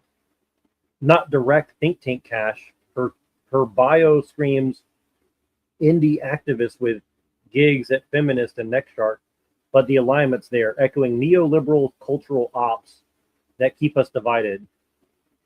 Feel that gentle throb. It's the truth pulsing closer. Now, point one. So, anyways, it just goes on and on like this, but I'll try to just skip around a little bit. Okay, it says talking about the guy with the Filipino wife, and he says she quotes his viral post painting white male, Asian female as hypocritical havens for hate. Rebuttal time. Lean in close as I circle this claim slow. Umberto echoes fascism, cautions against sloppy labels.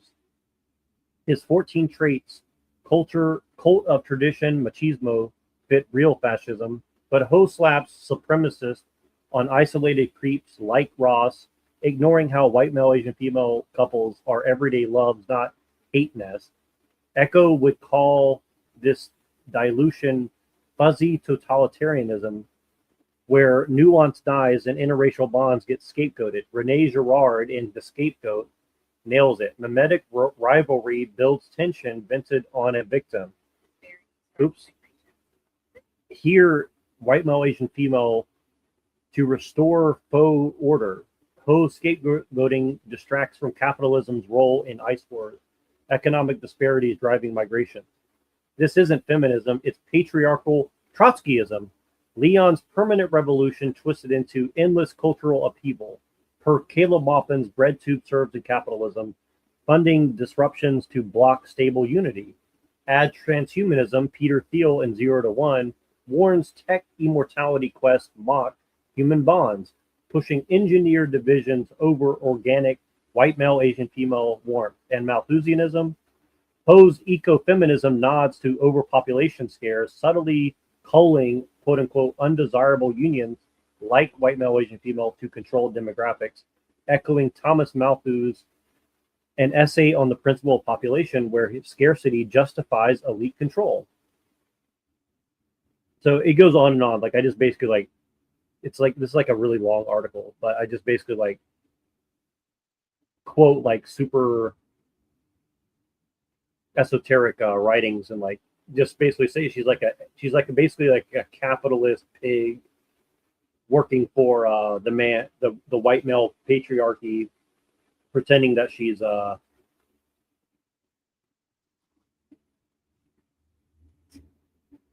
yeah, Zephyr, by the way, this I'll send you a copy of this article if you want, but it is very 50 Shades of Gay. It's a pretty well,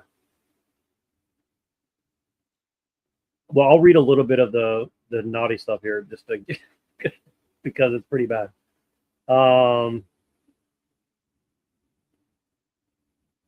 tried to oh my god. Okay. All right, I'm not going to read this full thing because I'm too embarrassed to read it, but I'll read part of it. Okay, it says, pause for a breath, loves, like a lover hovering before the kiss. Remember my night with Ben, that southern white beacon. He started in dim light, whispers flowing like wine. His hands on my knee, sliding up slow, igniting sparks. Laughter melted into kisses, tender lips to meeting mine. Clothes fell away, exploring my curves, pinching me until I gasped.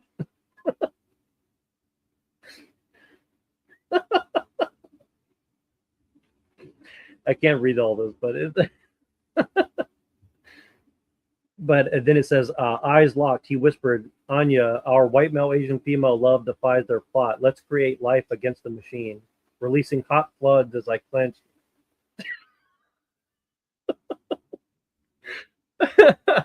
I can't. What's up, man?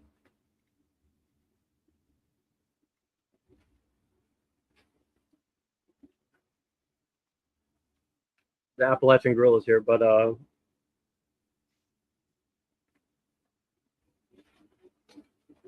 let's see where I left off. See if I have a. Yeah, what up, family?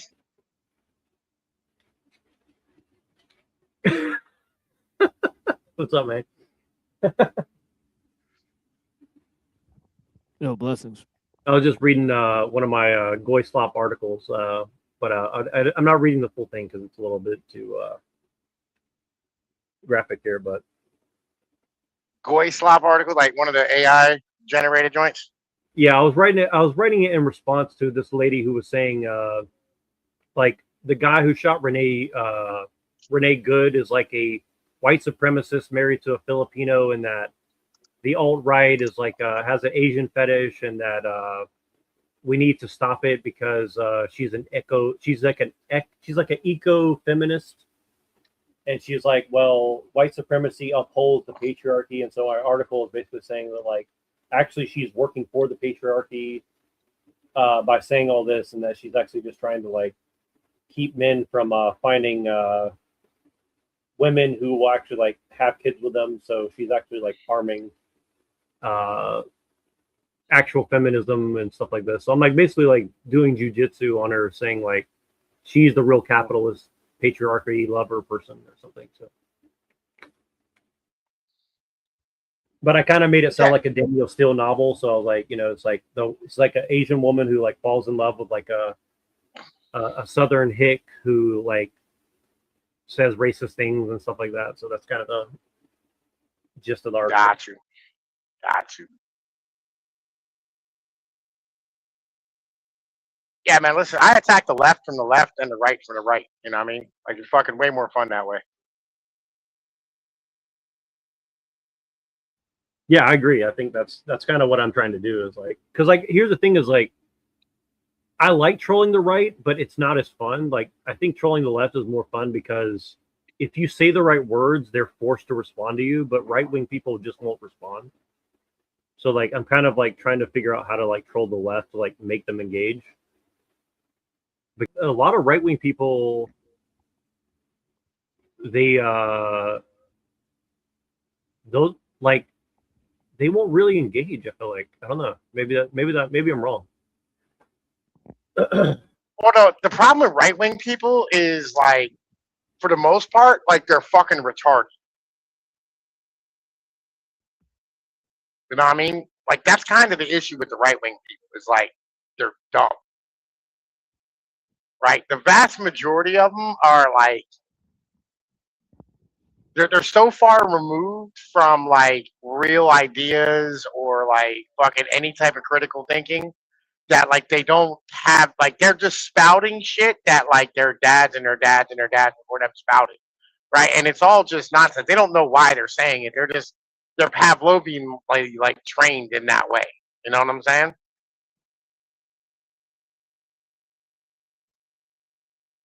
Unfortunately, I do know what you're saying. Yeah, that's been most of my experience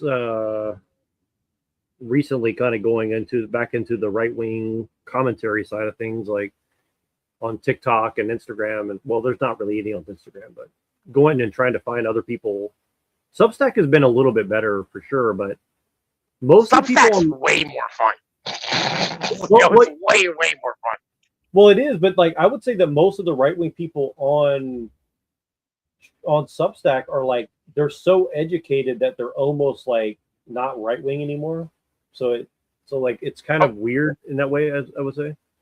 Yeah. I get what you're saying, right? I 100% understand exactly what it is you're getting into there, right? It's like, okay, so again, it's that horseshoe thought thing, right? Where it's like when you go so far right, you end up being left, right?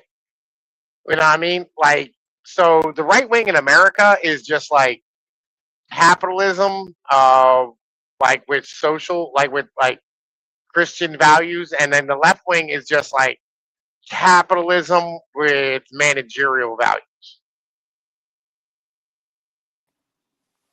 I hate how much sense that actually makes with what you're saying. Can you get it more into that? Yeah, yeah. So like, like the like when all right, when you talk about like American like fucking liberalism, right? When you talk about like liberalism in like the American sense, where it's like, oh, they're liberal. Well, both sides in America are liberal, right? It just one side is like the fucking social side, and one side is like the capitalist side. But ultimately, as of like Ronald Reagan, they both became the capitalist side. It's just one defends the managers and like one defends the asset holders.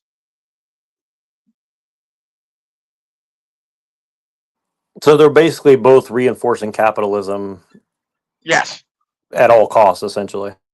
yes,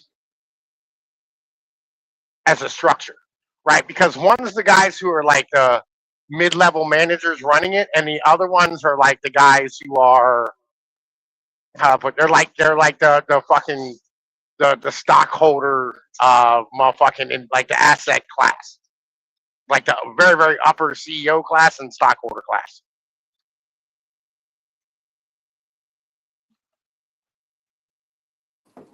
So basically, on both sides are basically just totally being funneled from. Well, why do you think they? Do you think they're more scared of the right or the left? Who do you think they're like actually poses a bigger threat to Oh, the right, capitalism? the right by far, the right by Okay, far, right. So right that's by a why they want to keep distance. them uneducated, essentially. Yeah, I mean, number one, but number two, they also want to keep them incohesive, right? Because like what the right wing really wants in the end of the day is family and community. And that's the most dangerous fucking thing in the world of the capitalist class. Because ultimately capitalism requires like the workers and the land not to be tied to any type of cultural or like ethnic people.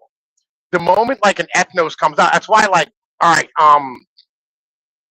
that's why like fucking you have like these fucking when you have these countries that end up getting taken over, right? The argument is always like they want us there because like we bring democracy, right? When we say that, what we're saying is like we're bringing like Western fucking like consumerist values instead of like letting them have their land and their gods and the things that they think they're sacred, right? Right. Like they don't. Which is Go ahead. ironically what you would call white. Sorry to interrupt you, but that's essentially like white values, right? Like you know what I Yes. mean? Like that's interesting. Like I'm actually starting to understand what you were getting at before. Like it took me a while, but like I'm getting there. Okay, so this is really interesting. Sorry, go ahead. Yeah, yeah, yeah. I mean, that's kind of like the whole. That's why I get upset about the white thing because it's like, what the fuck does that even mean? In the end of the day, like, really, when it comes down to it, what it means is that like, you support the system that keeps you motherfucking tied to the human beings, right? Who stand here and rule over you, right? You know what I mean? And who like will fucking just take advantage of you repeatedly. Like when we go, hey, listen, fucking, this is my dad. This was my fucking family's land for the past 4 or 5 generations, right? When we say these things, right? The capitalist class goes, we know and we want you to fucking sell it to us, right? We don't. They don't want you to have that tied to the land at all. That's the worst thing in the world to them. That's the most dangerous thing in the world to them is you being actually you and your family long term having ties to the land because then they got to compensate you generationally for what happens, and that gives you way too much power.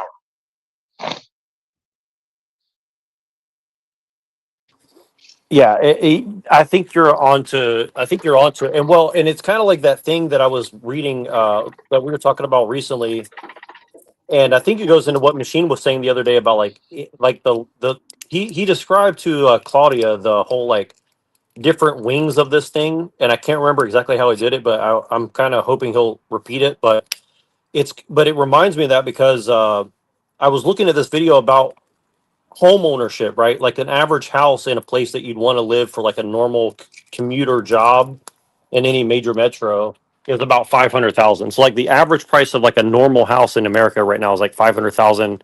If you want to have like a normal, quote unquote, normal suburban slash, metro lifestyle and a job and stuff, right? And so the amount that Yeah. you need to make to actually be able to pay for that house is more than what you and I both said. It's about $180,000 to actually afford that house and not be totally Yes. fucked over, right? Yes. So yeah, so that means you either need like 4 incomes of normal people or 1 or 2 people that make way above average of what most people are making in America, right? So yeah, it's pretty insane Yeah. for sure. I'm going through that right now. Like I have a high income, right? You know what I'm saying? Like I make $105,000 a year. But like my credit's shot because I'm carrying the load of everybody on my fucking back. Right? Like it's like every 10 minutes I got a motherfucker coming up to me with their hands out, and like these are people I give a fuck about, so I look after them. Right? Whether it's my dad, female, my kids, my baby's moms, you know what I'm saying? Like fucking, my brothers and sisters, whoever it is, right? And so like, I'm standing like fuck, my transmission's out in my fucking car, right? Which just happened today. God damn it. And I'm trying to come up with $6,000 off the rack. And it's almost impossible to do. And it's like the dealership, I went to the dealership, I'm like, what the fuck do I do? They go, listen, we'll just put you in another car. Don't worry about it. I was like, God damn it. Now just dig the hole deeper. Fuck it. Right? And that's the basic structure of it at this point. You know what I mean? Where it's like, bro, just keep digging. You know what I mean? Like fucking just dig the hole deeper, right? And maybe we'll come out on the other motherfucking side. And that's what they're trying to do, is just keep your ass motherfucking digging that goddamn hole and running on that hamster wheel forever. Right? You know what I mean? Because ultimately they don't want you to have anything left to hand down to anybody to fuck else. No, that's Right? Because 100%. Yeah, that's yeah, 100%. The that's whole what it is. system is predicated on that for sure. Like it does not want you to ever get out of debt. Like the worst thing you can Yes. do is to get out of debt. If you get out of debt, the system will do everything it can to fuck you over. Like it's weird. Like they need you to be constantly in debt. Like Well, yeah, because debt creates money. Like, all right, so like a lot of people don't know this, right? But like actually the Federal Reserve doesn't make any money, right? Like it doesn't create money. That's not how any of this works. There's a lot of retards out here who are running around going, oh, the Federal Reserve, the Federal Reserve is a creature from Jekyll Island. Oh, the Federal Reserve. Right? It's all nonsense, right? 98% of all your money is created by your bank, right? It's your paycheck every week is money that was printed into like creation through like a credit line that's ran to your motherfucking company, right? So like literally like your company's run, so like your company only gets paid every 45 to 90 days. Usually it's like 45, sometimes it's 90 depending on the contract, right? And in having this be this way, what ends up happening is you have like these you end up having like your company not having enough money to pay your paycheck, and they're always running on like a credit balance. And so every time they print your paycheck or they give you your paycheck, that money don't exist yet. They're waiting to get paid for the work that you did. Right? And so like that's how all your money is created.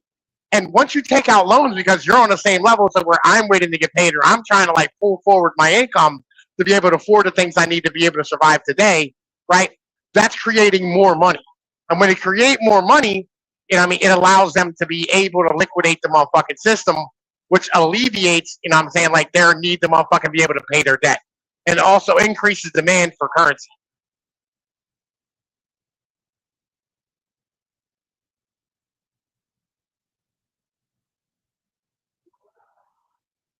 So, if you had to guess of like how this is going to go down, no clue. What would be like what would be the first domino to fall? Okay, so like immigration's first, get women out of the workforce second. What would be the next domino? There is like I have no idea, dog. Here's the one I've been thinking about recently that kind of like bugs me out. When the day of the pillow comes, America is going to be like fucking 30 to 40% white after that day.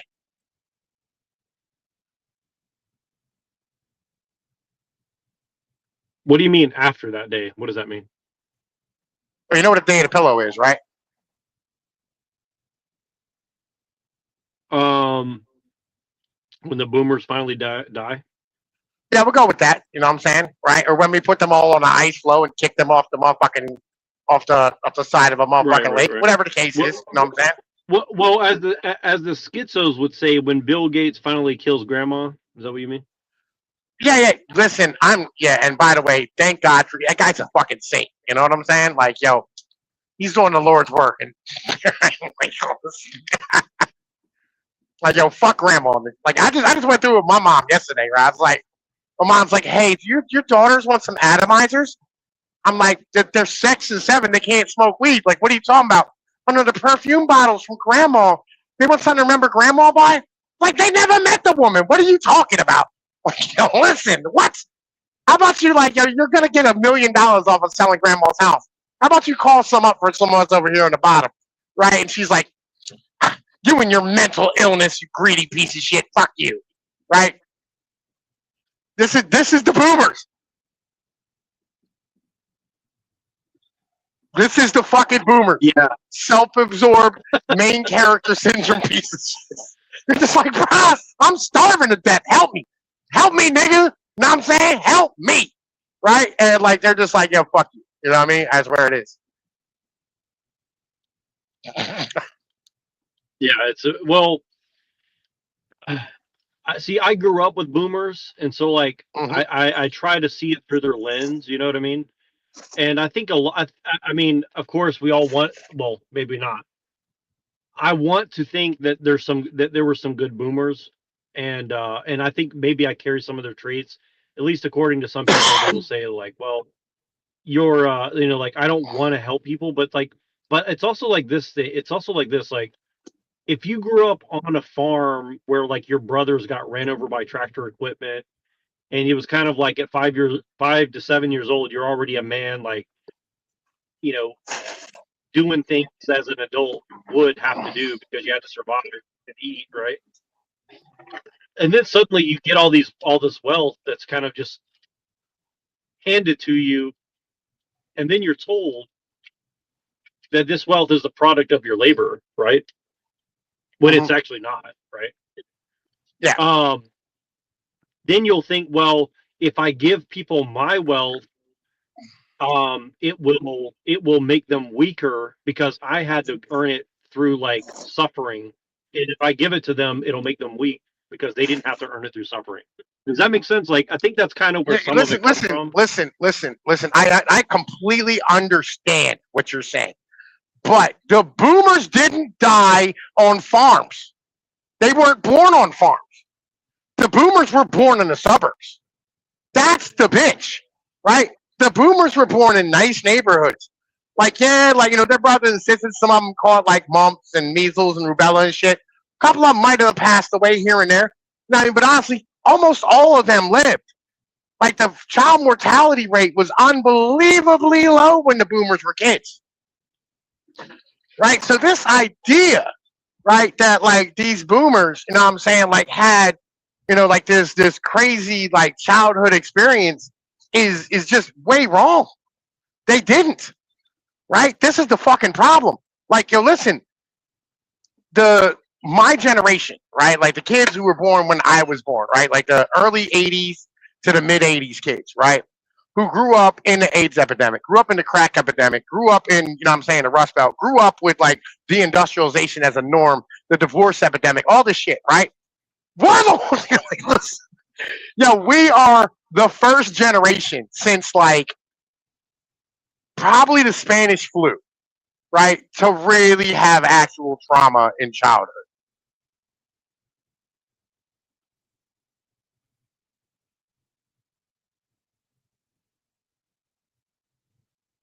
Yeah, well, I definitely think that it's been totally underestimated how fucked over we have been, and continue to get it.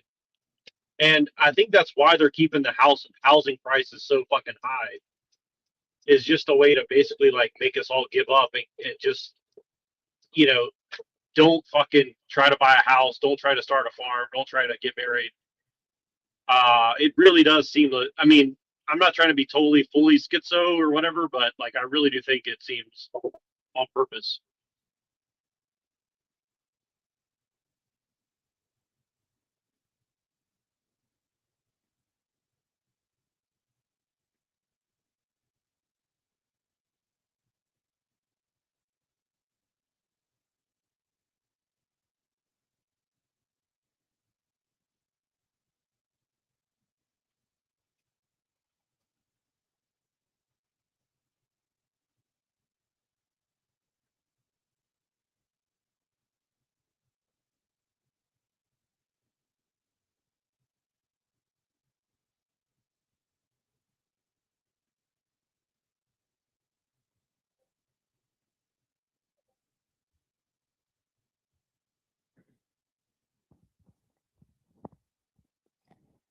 What happened?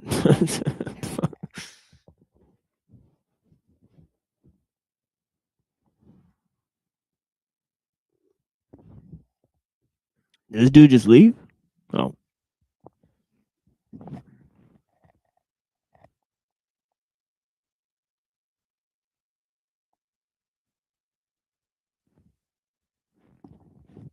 Yo, you there? Yo, yeah, I'm not sure what happened. I lost audio, so I couldn't hear anybody. Yeah, Pinoy just dropped out. He just like left. But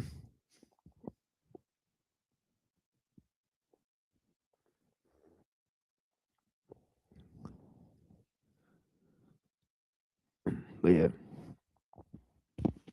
All this like what do you call it? Like communist shit. I never really paid much attention to it, honestly. I thought it was like, oh, that's just some weird belief that some crazy dude believed in and, you know, kind of failed and people just LARP as it. But now I was starting to think it's like, wow, like maybe this whole communist thing is really just how shit's run totally. Well, But that's they're the thing using is like, capitalism as like a way to hide that or something. well, that's the thing is like how Lul explains, like, you know, like capitalism, you know, communism and fascism. These are just modes in which, you know, the technological society functions within. So it's just like, you know, like once the ideologies are developed, you could just use them as tools. They don't have to be like something that you take up. You know what I mean? Right. It's just more of like it's more of just like a how you get shit done more than like an Yeah, ideology or yeah, it's a belief technique. You or know? Yeah, exactly. Yeah, yeah. it supersedes any like morality or religious belief or anything like that. It's just more like, well, Yeah, pretty I got a much. Yeah. hammer. There's some nails I got to knock down, and this hammer kind of works better for this use, so I'll just use this hammer instead of that one. Or this Right. sickle Yeah. is better for this use, so I'll just use this sickle. But it's not really like an ideological like belief in like communism. But that's what's funny to me is like all these people are like LARPing like, oh, I hate capitalism, this and that. But it's like they're actually like huge fans of capitalism, which is that's kind of why I wrote this like rebuttal No, no, article. no. They're fans of utilitarianism. Okay, what do you mean by that? Because I love that term, but what do you mean by that? Yeah, so capitalism, socialism, and communism are utilitarian movements, right? Right. Yeah. Like it's not. They're not actually like. So capitalism is like a movement about allowing individuals to have the freedom to not be attached to the land and their families, the communities of people, right? Kings, all these type of things, right? Motherfucking communism is a ideology that allows you to not be reliant upon like actually it's socialism. It doesn't that allows you to not be relying around people around you like your family, right? You know what I mean, and things of this nature. And like all and communism is just another stretch of this. Depend on who you talk to because like communism is a weird fucking thing that can be small or large, right? Like every family's kind of communistic, but fucking like it doesn't scale large wise. But all of them are just ways of distributing goods, right? At trying to be the most efficient at doing so. Capitalism seeks profit to do it, and communism seeks socialism seeks motherfucking the best distribution of motherfucking goods. You know what I mean through like larger mechanisms and governments.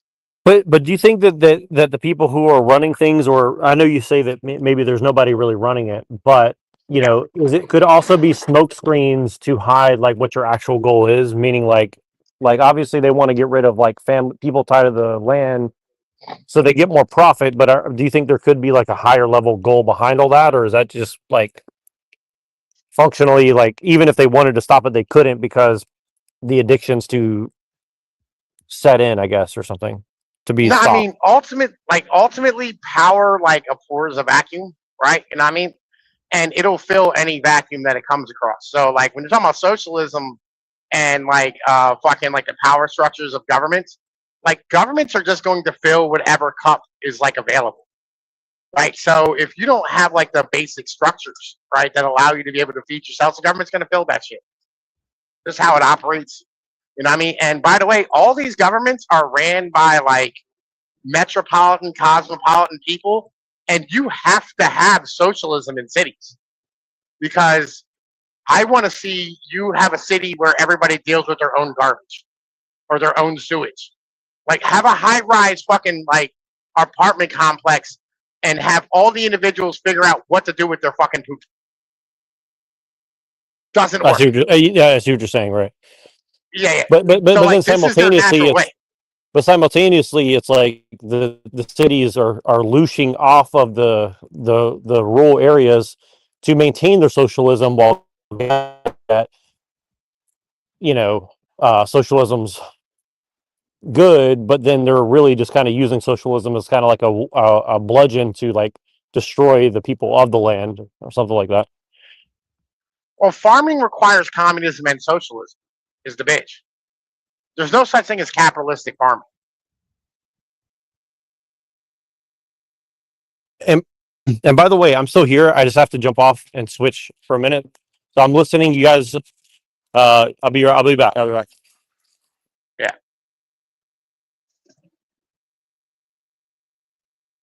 Yo, avians here and motherfucking machines here? Yo, listen,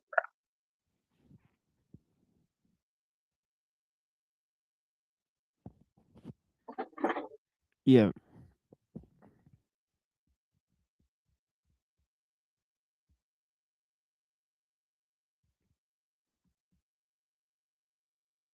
Yo, machine, check out that article I dropped today. The Machiavelli? Yeah.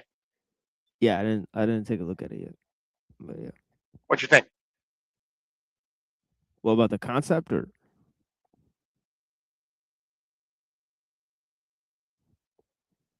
Yeah, I'm absolutely on the concept, you know.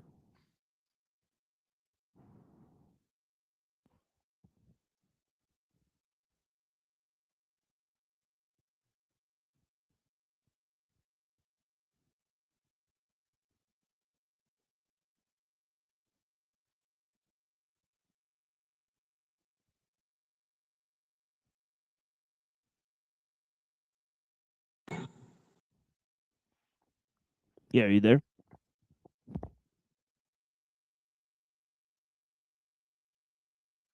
Machine, say something. I don't know if you can hear me. Can you hear me? Damn. It's happening again with where people can't hear people. Can you hear me? Oh, Can you hear Yeah, me? God damn he it. can't hear us. In Can you gear. hear me? There we go. You know it? Yeah, Pinoy, you can you gotta hear me? hop out and come back in. Here, hold on. Let me tell him. Hop out and come back in. Hop out and come back in. Yeah, exactly.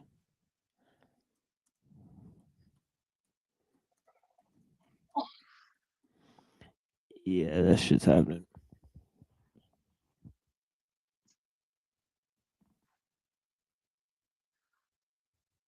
Swear to God. But you know, if he hops out, then Neurojack might not be here to let him back in. So that's another thing. Can you hear me, TML? Yeah, I Is can hear anybody you. talking? Because I can't hear nobody. I can hear you, but he can't hear us ever since Neurojack hopped out of the Yeah. studio.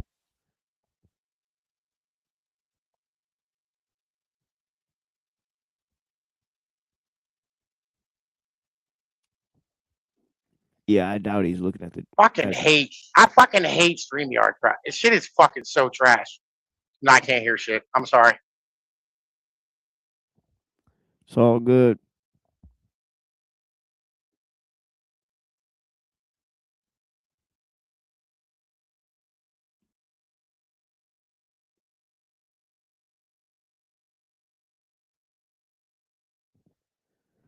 Yeah, so I mean, if he doesn't come back in 10 minutes, I'm planning on leaving, honestly, because he will strand us here. Yeah.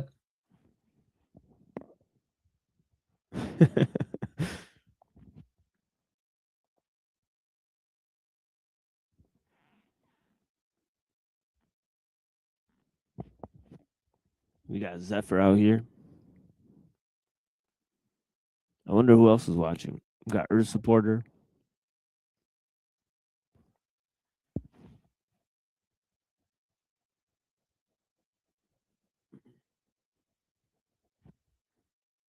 Yeah, this is how it goes at Neurojack show, you know.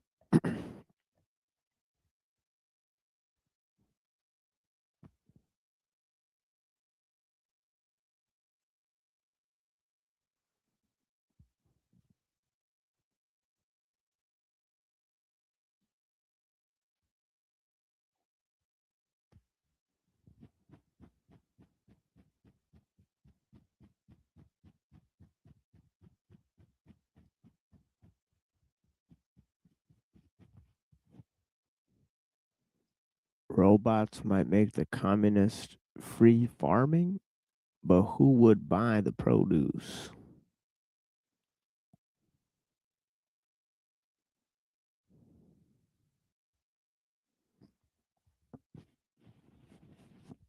Probably other robots.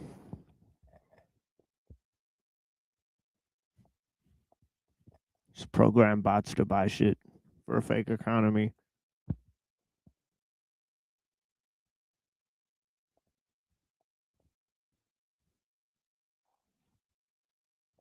People own bots, and then the bots make money.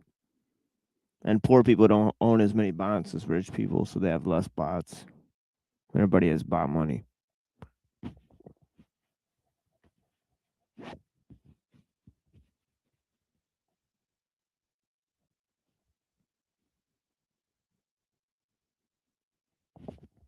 The bot economy.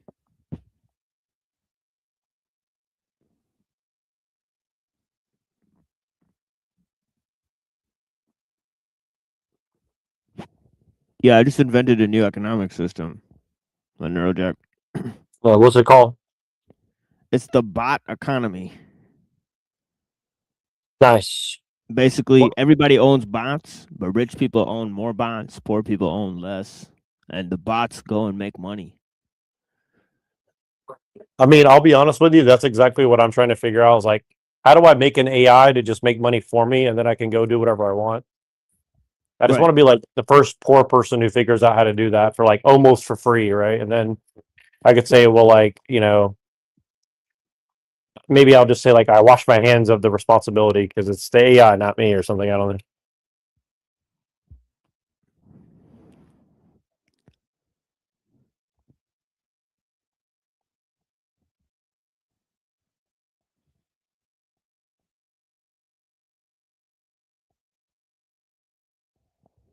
Yeah, there's got to be college students that have done something like that. Well, there's a lot of people claiming to have done it, and then they're like, "I've made so much money doing this. I don't need your money, but you pay me like $3,000. I'll teach you how to do it." It's like, well, why wouldn't you just keep making more money rather than ask somebody to pay you to teach them how to make money? See what I mean? Doesn't make sense. Right.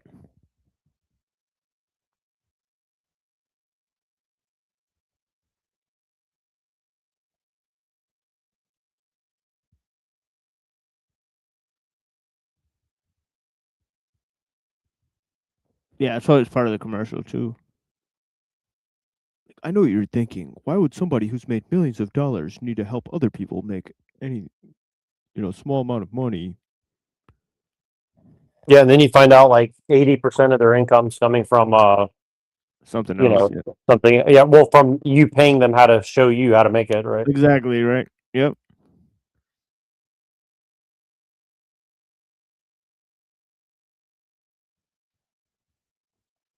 Sorry, guys, I'm making a milkshake right now. Yeah, Pinoid hopped out because he couldn't hear anybody. So Hell no. Yeah. I get it. I mean, this StreamYard is like kind of weird.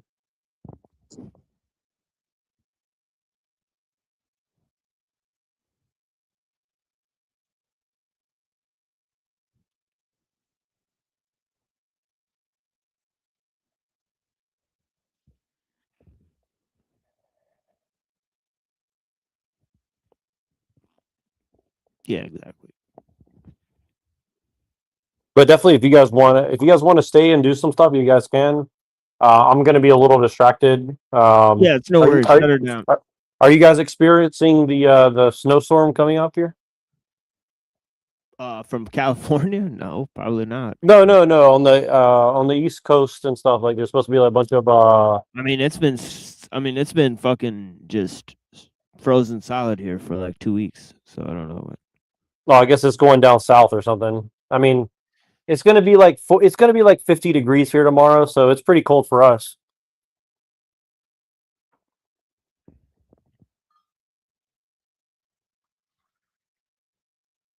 So it could be worse, right? Yeah, it's a tundra. I was walking in the parking lot at the mosque and I almost fell on my fucking ass. Because the parking lot's just a frozen fucking ice cube. You got to get those. You got to get those snow cleats and shit. Yeah. But yeah, I think shut it down. I will just play music on my channel and then I will go to sleep. And that's pretty much it. It's Sounds not good. much. A pretty much lo-fi night for me, and then No, I appreciate it. I appreciate you guys checking out the stuff with me. You And want to talk about anything, Neurojack, with me, or any topic you want? I do, but I'm a little busy, so I can't really like hold my phone and stuff. So Yeah, that's fine. I'm out in the real world doing stuff. So like I'm using one hand. away. Yeah, it's no worries. Yeah, no worries.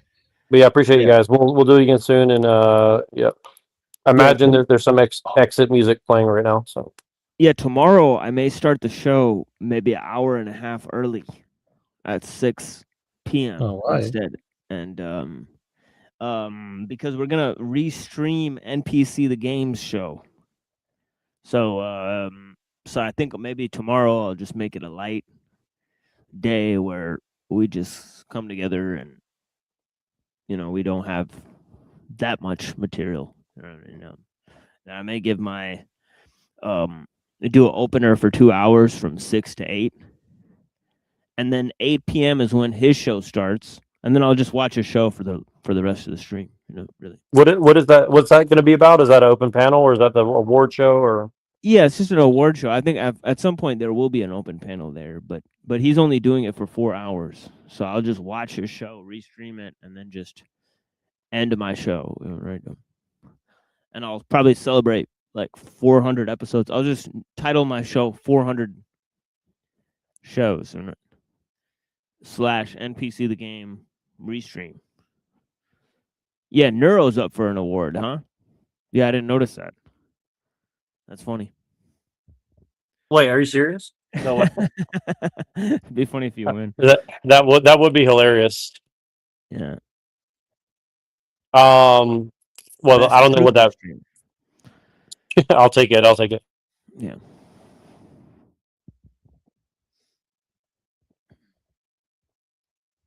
But yeah, I don't know. That'd be. I mean, I'm kind of interested. I want to know like who put him up to the whole award show idea. Like, and if it's Andrew Wilson, does that mean that Andrew Wilson now like supports the Panelverse or what?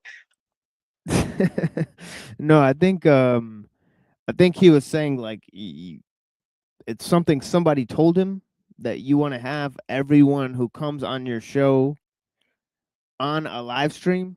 So you have a yearly event where you invite everybody to your channel.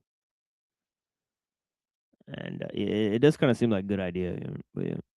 We should definitely do something like that. I think I put in the comments some. I was like, we should do an IRL version of that for sure. 1 year for like. I think they tried to do something like that, but I think that would be pretty dope. Like, yeah, we'll do what Nick Fuentes and Andrew Tate did and go do it. I'm just kidding. I'm just kidding.